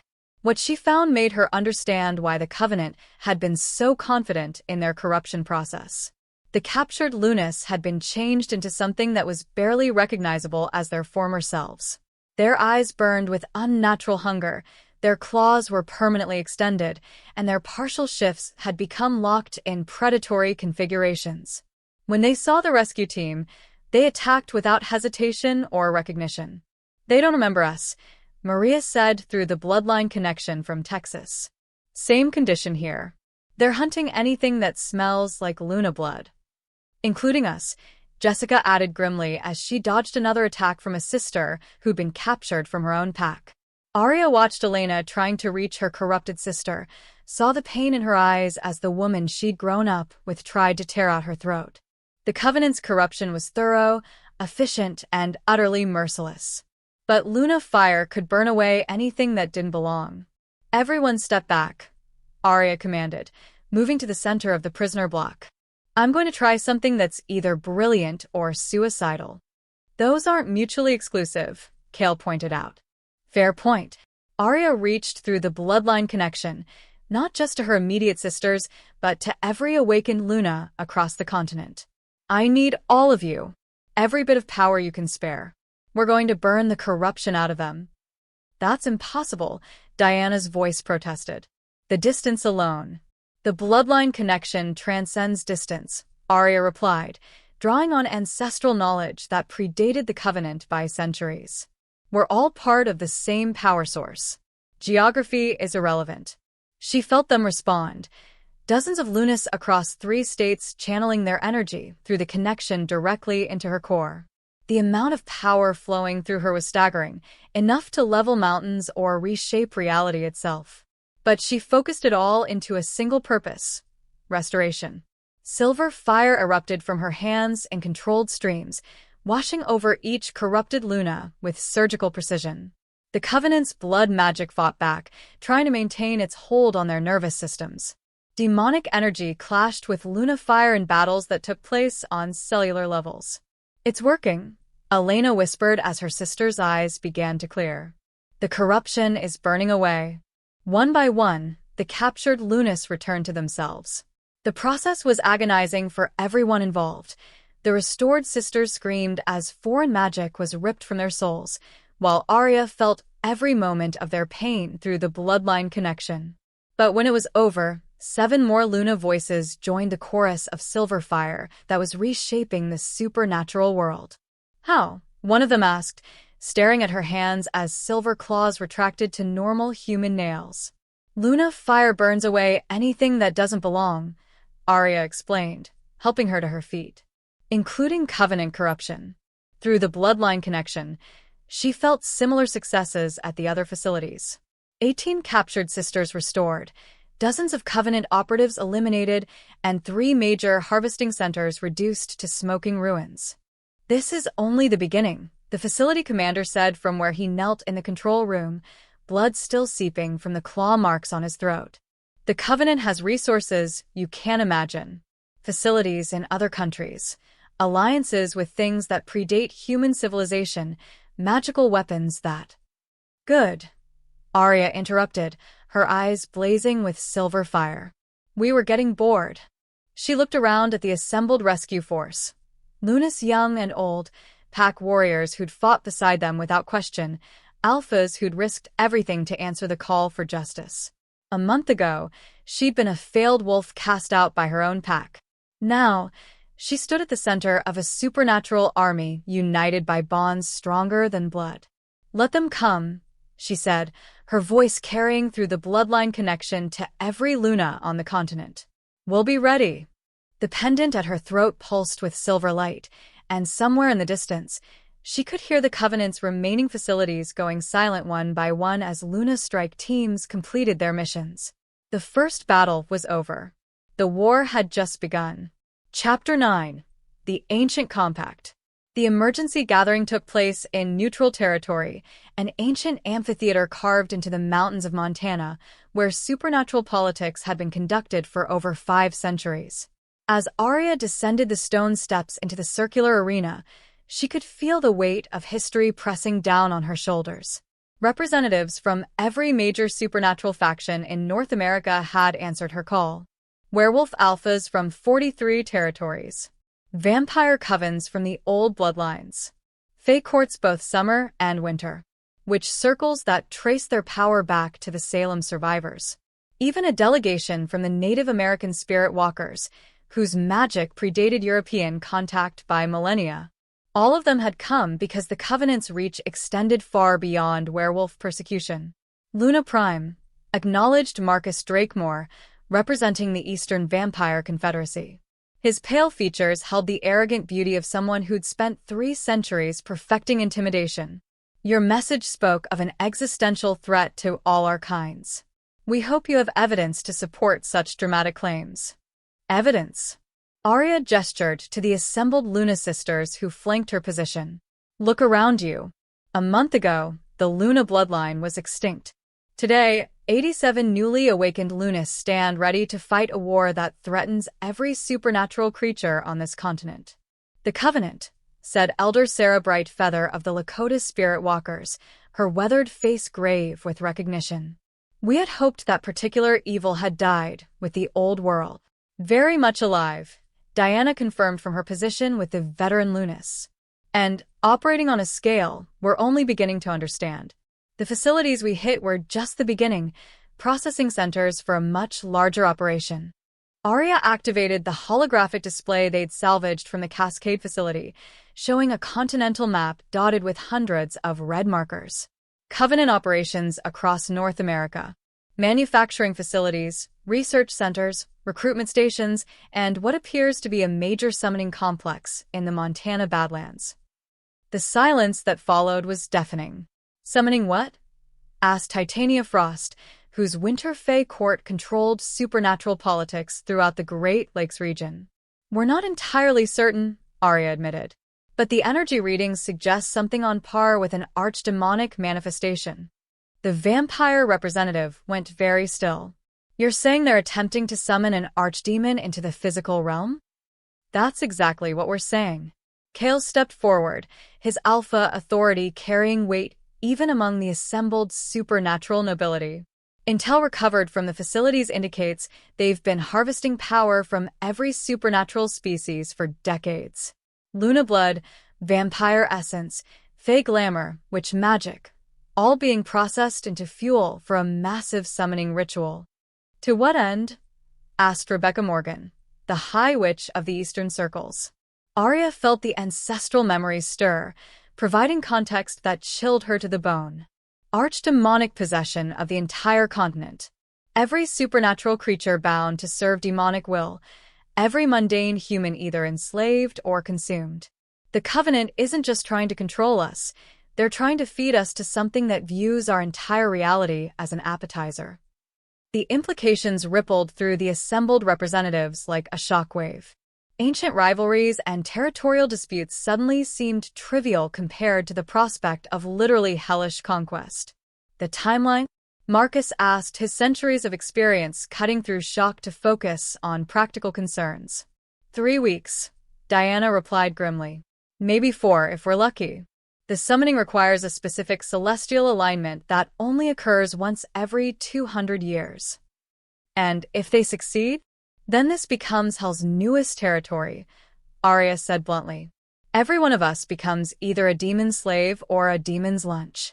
There won't be any neutral ground, any negotiated treaties, or any survival through submission. Demons don't distinguish between vampire and werewolf. We're all just meat to them. Elder Brightfeather nodded slowly. The old stories speak of such times, when the barriers between worlds grow thin and ancient hungers stir. Our ancestors faced similar threats before the white man came to these lands. Your ancestors had the advantage of geographical isolation, Titania pointed out. The Covenant has global resources. Even if we unite every supernatural faction in North America, we're still outnumbered and outgunned. Are we? Aria looked around the amphitheater, feeling the combined power of centuries-old supernatural bloodlines. Because I'm seeing the most concentrated gathering of magical power this continent has experienced since the founding of the Republic. Maybe we're not outnumbered. Maybe we've just never been properly organized. The girl has a point, admitted Rebecca. Witches alone could level half their facilities with coordinated weatherworking. Add werewolf strike teams, vampire infiltration units, and fey illusion support. A supernatural army, Marcus mused. It's been attempted before. The results were historically problematic. Because previous attempts were about conquest and dominance, Aria replied. This is about survival. Every faction here has a choice: work together, or be consumed together. And who would lead such an alliance? Titania's question carried the weight of centuries of fey political maneuvering. Supernatural factions don't follow werewolf alphas, regardless of their Luna bloodline. The question hung in the air like a challenge. Aria felt every eye in the amphitheater focused on her, measuring her strength, her authority, her right to stand among beings who'd ruled supernatural politics since before her species learned to make fire. Through the bloodline connection, she felt her Luna sister's confidence flowing into her. But this moment required more than Luna power. It required something that couldn't be inherited or awakened through ritual. It required choice. You're right, she said, surprising everyone including herself.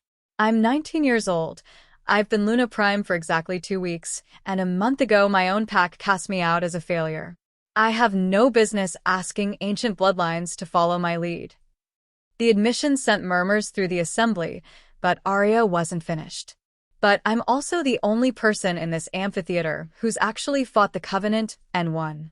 I'm the only one who's seen their facilities, understood their capabilities, and developed tactics that work against their defenses. She gestured to the Luna sisters around her.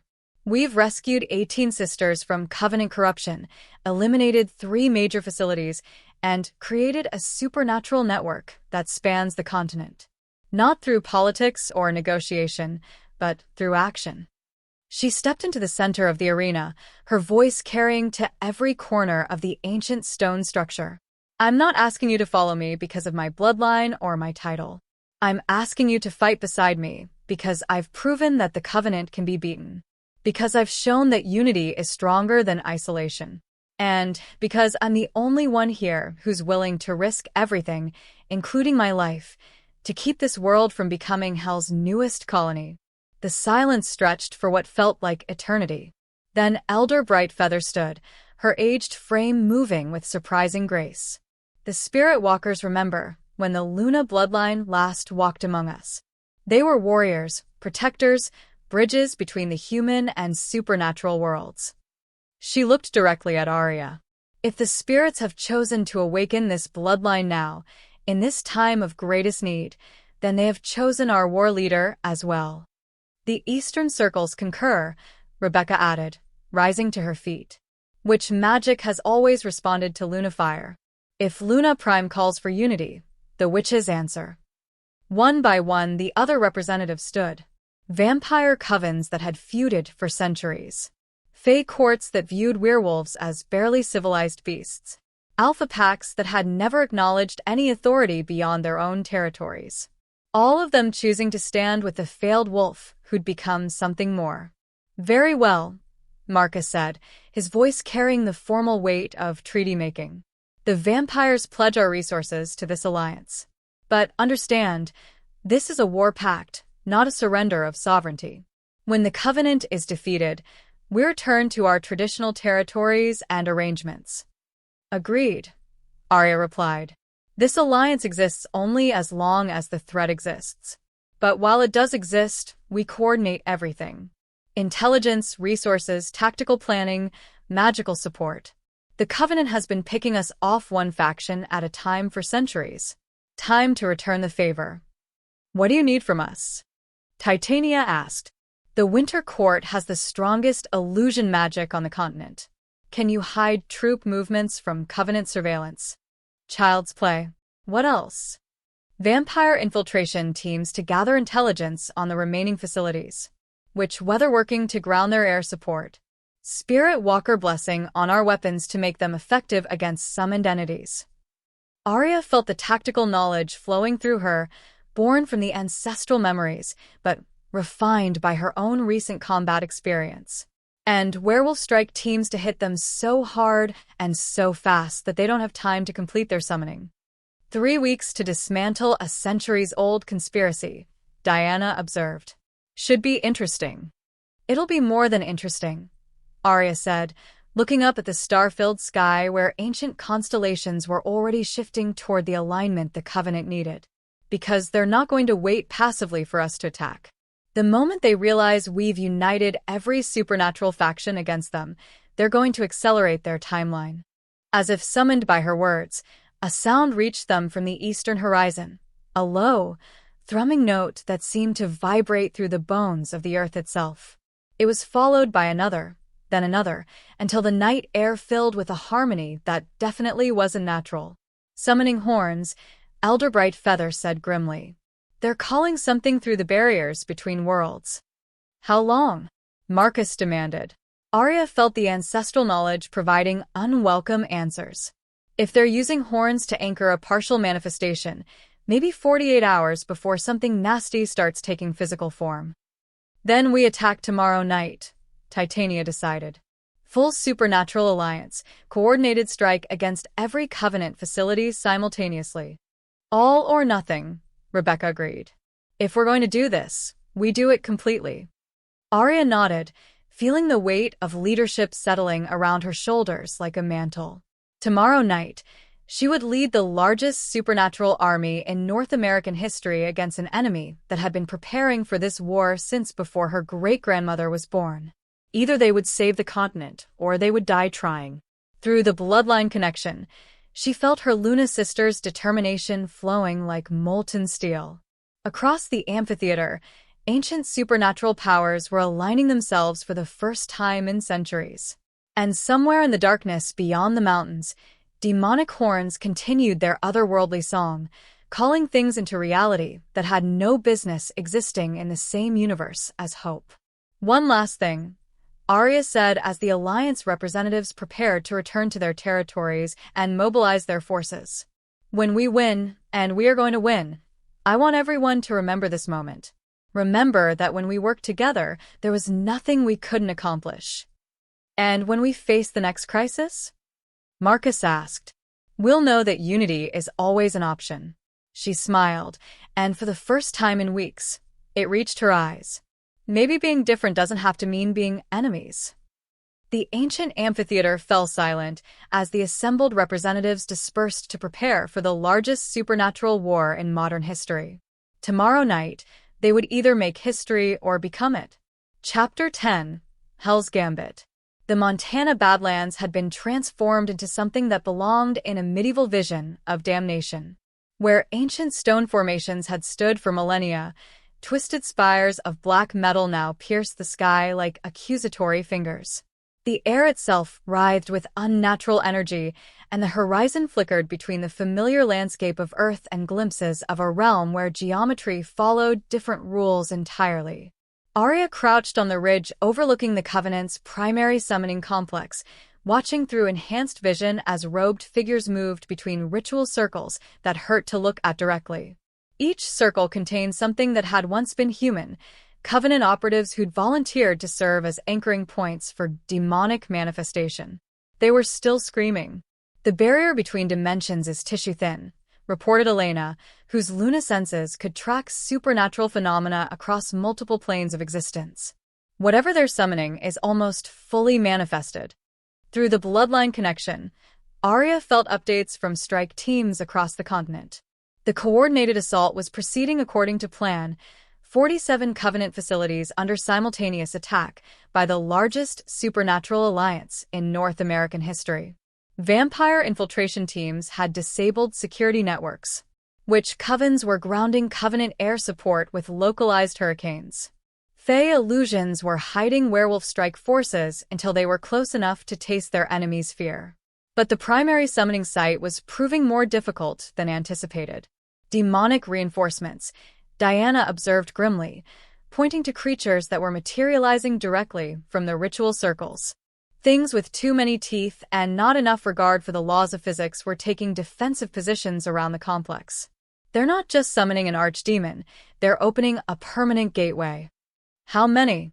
Kale asked, his alpha senses cataloging threats with practiced efficiency. "Too many for a direct assault," Aria admitted, feeling the weight of command pressing down on her shoulders. Around them, the largest supernatural strike force ever assembled waited for her orders, 237 beings representing every major magical bloodline on the continent. All looking to a 19-year-old former pack outcast to tell them how to prevent hell from colonizing Earth. "So, we don't assault directly," she decided. "We get creative." The plan that formed in her mind was either brilliant or suicidal, possibly both. It relied on the one advantage the Covenant hadn't accounted for, the supernatural alliance's willingness to coordinate across traditional species boundaries. "Titania," she called to the Winter Fae commander. "Can your people create a large-scale illusion? Make it look like we're attacking from the east." "Child's play," the Fae noble replied with Arctic amusement. "How large-scale are we discussing?" "Army-sized. I want them to see 2,000 supernatural warriors charging their eastern defenses." "And while they're focused on the illusion?" Marcus asked, his vampire senses already anticipating the strategy. "Real attack from the west. Strike teams hit the ritual circles while the demons are distracted by fake targets." Aria turned to Rebecca Morgan. "Can witch weatherworking create enough cover for our approach?" "I can give you fog thick enough to hide a mountain," the High Witch confirmed. "But it won't fool demonic senses for long." "It doesn't need to. Just long enough for us to get inside their perimeter." Aria felt the tactical knowledge flowing through her, born from ancestral memories, but adapted to supernatural warfare on a scale her predecessors had never imagined. "Elder Brightfeather, can Spirit Walker Blessing make our weapons effective against partially manifested demons?" "The spirits are eager to cleanse this corruption from the earth," the elderly woman replied, already beginning the ritual chants that would sanctify their arsenal. "Your blades will cut demon flesh as easily as mortal skin." "Then we have a plan."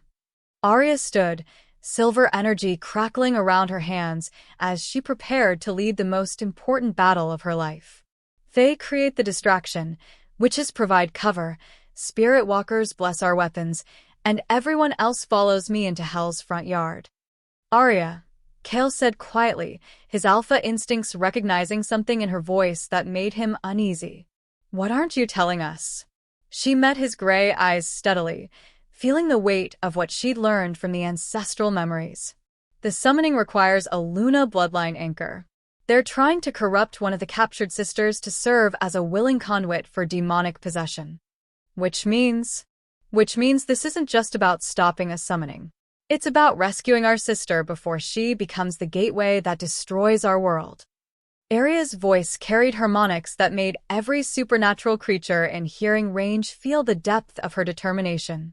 And if we can't rescue her... She didn't finish the sentence. She didn't need to. Everyone present understood that sometimes love required impossible choices.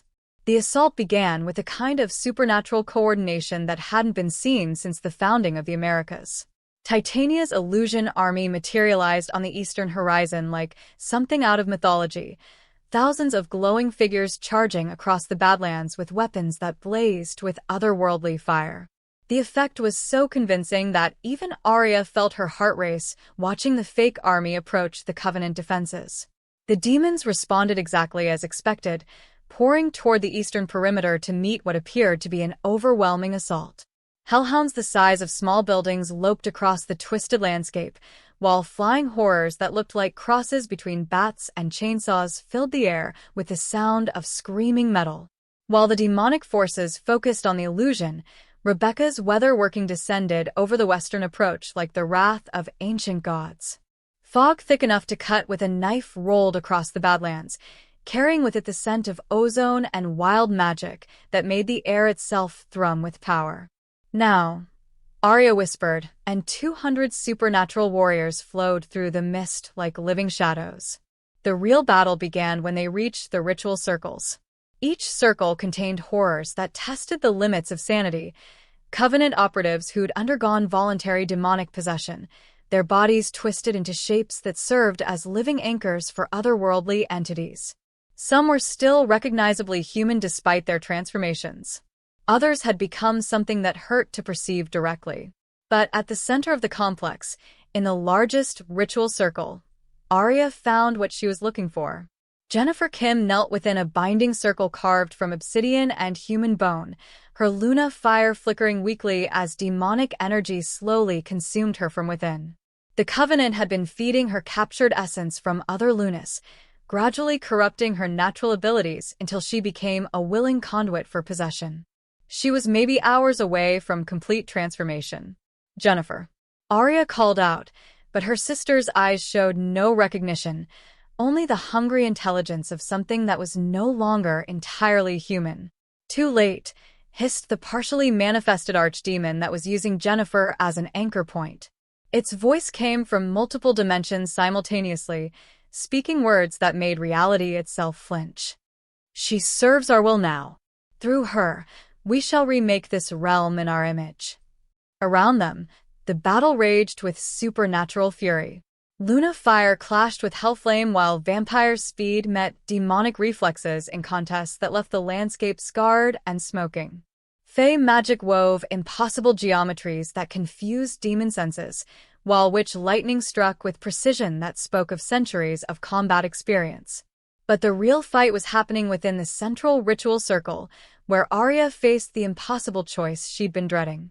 "Jennifer, I know you're still in there," she said, advancing slowly toward the binding circle despite the waves of demonic energy that made her skin burn. "You taught me how to use Luna fire for healing instead of destruction. You showed me that power without compassion is just another form of violence." She is ours. The archdemon's possession of Jennifer was growing stronger by the moment, its otherworldly presence overwhelming her human consciousness. "Soon, she will birth 1,000 demons into your reality. Your world will burn, and we shall feast on the ashes." "Maybe," Aria admitted, her claws extending as she prepared for what might be the hardest fight of her life. "But you're forgetting something important about Luna fire." "What is that, little wolf?" "It burns away anything that doesn't belong." Aria didn't attack the demon directly. Instead, she reached through the bloodline connection to every Luna across the continent, her sisters who were fighting their own battles against Covenant forces, who were risking everything to keep their world free from demonic invasion.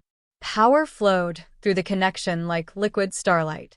Not just her own Luna fire, but the combined strength of 87 awakened bloodlines, channeled across thousands of miles through bonds stronger than blood or magic. Impossible. The archdemon snarled as silver energy began overwhelming its hold on Jennifer's consciousness. No Luna has ever commanded such power. No Luna has ever had 86 sisters to draw strength from, Aria replied, stepping into the binding circle despite the agony of proximity to demonic energy. And no demon has ever faced the full might of a unified supernatural alliance. The cleansing fire that erupted from her hands was beyond anything she'd achieved before. It burned with the combined determination of every supernatural creature fighting to protect their world, the accumulated wisdom of Luna bloodlines stretching back millennia, and the desperate love of a sister who refused to abandon family. The archdemon screamed as its hold on Jennifer was systematically destroyed, layer by layer, until only the young woman remained, weak, traumatized, but fundamentally herself. "Aria?" Jennifer whispered, her eyes clearing for the first time in days. "What? Where am I?" "Somewhere you don't belong," Aria said gently, helping her sister to her feet. "Let's go home." But as they moved toward the circle's edge, the archdemon made one final, desperate gambit. Instead of trying to maintain its failing possession of Jennifer, it turned its attention to the one target the Covenant had wanted most from the very beginning: the Luna Prime herself. Demonic power slammed into Aria's consciousness like a freight train, seeking to overwhelm her will and turn her into a willing vessel for complete manifestation. The attack was overwhelming, irresistible, and absolutely merciless. It was also exactly what she'd been expecting. "You want to possess a Luna Prime?" she asked, her voice carrying harmonics that made the ritual circles crack and shatter. "Fine. But understand what you're really trying to possess." Through the bloodline connection, she opened her mind completely, not just to the archdemon, but to every Luna who'd ever lived. The collective consciousness of hundreds of bloodline mothers flowed through her, their combined will forming a barrier that no earthly power could breach. The archdemon found itself trying to possess not just one Luna, but the entire accumulated heritage of the bloodline. And that heritage had some very definite opinions about demonic invasion. The explosion of silver fire that erupted from the ritual circle was visible from orbit. When the light faded, the summoning complex was nothing but fused glass and the lingering scent of burned sulfur. The gateway between dimensions had collapsed, taking with it every demon that had been anchored to this reality through the Covenant's rituals. Across the continent, similar explosions marked the end of Covenant facilities as supernatural strike teams completed their coordinated assault. The organization that had spent centuries hunting and persecuting supernatural creatures was destroyed in a single night of coordinated fury. "Is it over?" Jennifer asked, leaning heavily on Aria as they walked away from the smoking ruins. "This part is," Aria replied, feeling the bloodline connection pulse with the satisfaction of 87 sisters who'd fought together and won. "But there are other Covenant cells in other countries. Other threats that will eventually surface. And when they do?" Aria looked around at the assembled supernatural alliance, vampires and werewolves tending each other's wounds, fae and witches coordinating cleanup efforts, spirit walkers blessing the corrupted ground to cleanse it of demonic taint. Ancient enemies working together because they'd learned that unity was stronger than division.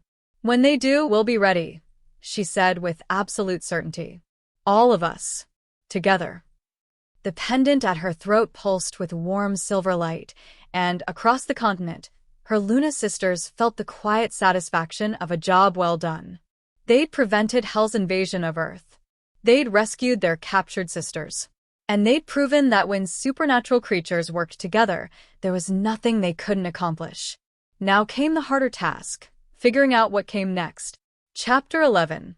Luna Rising. 3 months after the Battle of the Badlands, Aria stood in the same ceremonial clearing where her journey had begun. The ancient oak still cast its familiar shadows, and the harvest moon hung overhead like a silver coin, but everything else had changed beyond recognition. Where once 43 pack members had gathered to witness her repeated failures, Now representatives from every supernatural faction in North America had come to witness something unprecedented: the formal establishment of the Luna Council, a governing body that would coordinate supernatural affairs across species lines. Nervous? Kale asked, adjusting the ceremonial robes that marked him as alpha representative to the new council. Terrified, Aria admitted, her fingers unconsciously touching the pendant at her throat. The silver crescent anstar had become more than just her mother's legacy. It was now the symbol of supernatural unity, recognized by vampires and fae alike as representing a new era of cooperation. Through the bloodline connection, she could feel her Luna sisters taking their positions around the clearing. 87 awakened Lunas from across the continent, each now serving as a bridge between the traditional pack structure and the broader supernatural community. They'd spent the last 3 months learning to work together, sharing knowledge and power in ways that their predecessors could never have imagined. The audience is impressive, Elena observed, gesturing toward the assembled crowd. It was. Marcus Drakemore represented the vampire covens, his pale features holding genuine respect rather than the arrogant dismissal he'd shown 3 months ago. Titania Frost had brought winter fae dignitaries whose presence made the air shimmer with otherworldly beauty. Rebecca Morgan stood with her witch sisters, their combined magical aura lending weight to the ceremonial proceedings.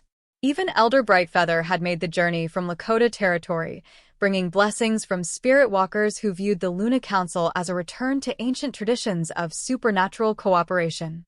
But the most meaningful presence for Aria was Madison Pierce.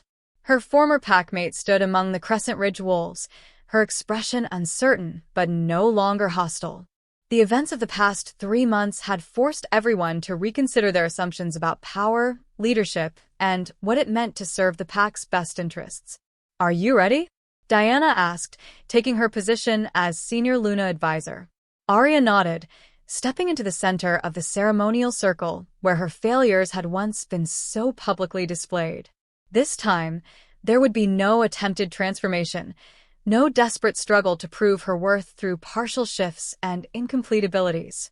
This time, she would claim her destiny not through power, but through choice. "Friends," she began, her voice carrying clearly across the clearing without supernatural enhancement. 3 months ago, I stood in this same circle as a failed wolf, cast out by her own pack and abandoned by everyone she'd ever trusted.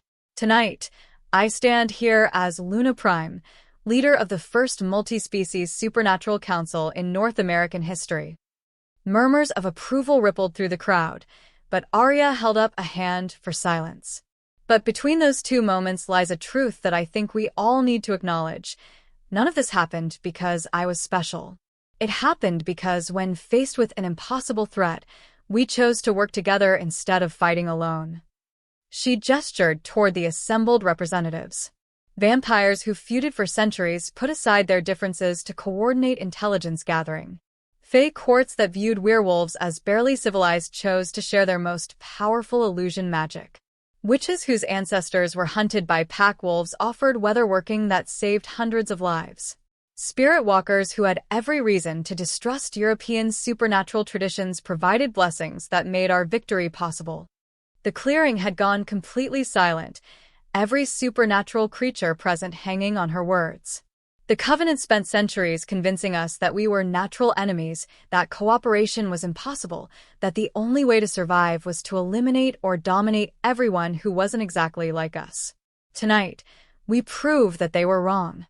Aria reached into her ceremonial pouch and withdrew a silver chalice filled with water from the sacred spring that fed this clearing.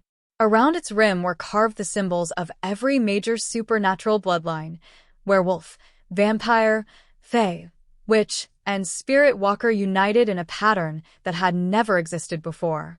The Luna Council will serve as a coordinating body for supernatural affairs, with representatives from every major faction and decision-making power distributed equally among all member species. We will not rule over each other. We will work with each other. She lifted the chalice, feeling the weight of history and hope combined. Who will join this compact? Kale stepped forward first, his alpha authority lending weight to his words. The werewolf packs of North America pledge our strength to the Luna Council. Marcus followed, his centuries of vampire politics evident in every graceful movement. The Eastern Vampire Confederacy offers our resources and knowledge to this alliance. One by one, the other representatives stepped forward, each pledging their faction's support to an experiment in supernatural democracy that would have been unthinkable 6 months earlier. When the last oath was sworn, Aria felt something shift in the very fabric of reality around them. The bloodline connection that had once linked only Luna sisters now extended outward, creating bonds of understanding and mutual support that crossed species lines. "It's done," she said, setting the chalice on the stone altar that had been built for this ceremony. "The Luna Council is established, and our first age of supernatural unity begins tonight." The celebration that followed was unlike anything the clearing had ever witnessed. Vampire musicians played haunting melodies while fae dancers moved through steps that bent light itself into new patterns. Witch healers tended minor injuries with spells that sparked like captured starlight, and werewolf cubs played games with young vampires whose laughter echoed through the night air. But the moment that mattered most to Aria came when Madison approached her near the sacred oak. "I owe you an apology," her former packmate said quietly. "I was wrong about everything. About you, about what makes someone worthy of respect, about what strength really means." "You were protecting your pack the only way you knew how," Aria replied gently. "I can't fault anyone for that, but I can fault myself for being too blind to see what you were becoming." Madison's voice carried genuine remorse. "I spent so much time looking for reasons to exclude you that I never bothered to look for reasons to include you. And now—" Madison smiled, and for the first time in Aria's memory, it reached her eyes. "Now I'm hoping you'll let me learn what I should have learned years ago, how to be the kind of wolf who builds bridges instead of burning them." Aria felt something heal inside her chest that she hadn't even realized was still wounded. "I'd like that." As the night wore on, she found herself moving through the celebration not as a ruler accepting homage, but as a facilitator, making sure everyone felt welcome. She helped young fae find their parents, assisted witch elders with navigation through the unfamiliar pack territory, and made sure vampire representatives were comfortable despite the outdoor setting. Leadership, she was learning, was less about commanding and more about serving. "You've changed," Kale observed when they finally had a moment alone near the clearing's edge. "Have I? Or have I finally become what I was always meant to be?" Aria looked out over the celebration, feeling the contentment flowing through supernatural bonds that now connected hundreds of beings across multiple species. "A month ago, I thought being Luna Prime meant having the most power. Now I think it means being the person everyone can trust to use power responsibly." "And the hunger? The darkness that whispered about dominance and control?" "Still there," she admitted. "It always will be. Power that great doesn't just disappear, it has to be consciously chosen every day." She smiled, feeling the weight of her pendant against her throat. "But I have 86 sisters to help me choose correctly, and an entire supernatural community that's invested in making sure I stay on the right path." "Good," he said, and she heard satisfaction in his voice. "Because there are reports of Covenant activity in Europe. Someone's going to need to coordinate international supernatural response." "Tonight?" she asked with mock horror. "Tomorrow," he laughed. "Tonight is for celebrating what we've accomplished." As if summoned by his words, Elena appeared with a group of young Lunas who'd been comparing notes on their developing abilities. "Luna Prime, we've been talking about establishing exchange programs with the European bloodlines. Jennifer thinks her corporate connections could help with logistics, and Sarah knows spirit walkers who've maintained contacts with Siberian wolf clans." "Sounds like a project for the Luna Council to consider," Aria replied, noting how naturally her sisters had started thinking in terms of international cooperation. "Put together a proposal, and we'll discuss it at next month's gathering." Already on it, Diana called from across the clearing, where she was deep in conversation with Rebecca about the magical theory behind cross-species power sharing. Aria laughed, realizing that her sisters had moved far beyond needing her permission for every initiative. The Luna Council she'd envisioned was already becoming something larger and more effective than anything she could have created alone. That's what real leadership looks like, she thought. Creating something so strong that it can function without you. As midnight approached and the celebration began to wind down, the assembled representatives started making their farewells. But there was nothing final about these goodbyes. They were the temporary partings of allies who knew they'd be working together again soon. Until next month, Marcus said, inclining his head to Aria with genuine respect. Until next month, she replied, feeling the truth of it in her bones. The Luna Council wasn't a one-time alliance born from crisis. It was the foundation for a new way of organizing supernatural society. When the last visitor had departed and only the Crescent Ridge pack remained, Aria found herself once again standing in the center of the ceremonial circle. But this time, she wasn't alone. Her Luna sisters surrounded her, their silver energy creating a pattern of light that turned the ancient clearing into something out of legend. Kale stood with the pack alphas who'd pledged their support to the new order. Even Madison was there, her expression showing the wonder of someone seeing the world with new eyes. So, Elena said with a grin that held all the mischief of someone who discovered that power was more fun when it was shared. What do we do for an encore? Aria looked around at the faces of her family, not the family she'd been born to, but the one she'd chosen and been chosen by in return. Luna sisters who'd stand with her through any crisis. Alphas who'd learned that true strength came from cooperation. Pack members who'd discovered that exclusion weakened everyone. We get better, she said simply. We learn more, we grow stronger, and we make sure that no supernatural creature ever has to face the kind of choice I faced, between isolation and belonging, between power and love, between survival and service. The pendant at her throat pulsed with silver light, and, across the continent, Luna sisters felt the quiet promise that had become the foundation of their new world. None of us stands alone. As the moon set over the ancient clearing, Aria Blackwood, former pack outcast, Luna Prime, and architect of supernatural unity, stood surrounded by the family she'd found in the most unlikely places. Tomorrow would bring new challenges, international crises, and the ongoing work of building bridges between worlds that had been separated for too long. But tonight, she was exactly where she belonged. Home. Epilogue. 6 months later.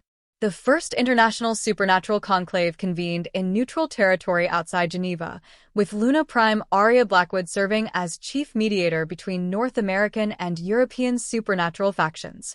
The Covenant's surviving cells had attempted to capitalize on old world divisions, but found themselves facing a unified response that transcended continental boundaries. As she stood before representatives from 6 continents, Aria reflected on the journey that had brought her from pack outcast to global supernatural diplomat.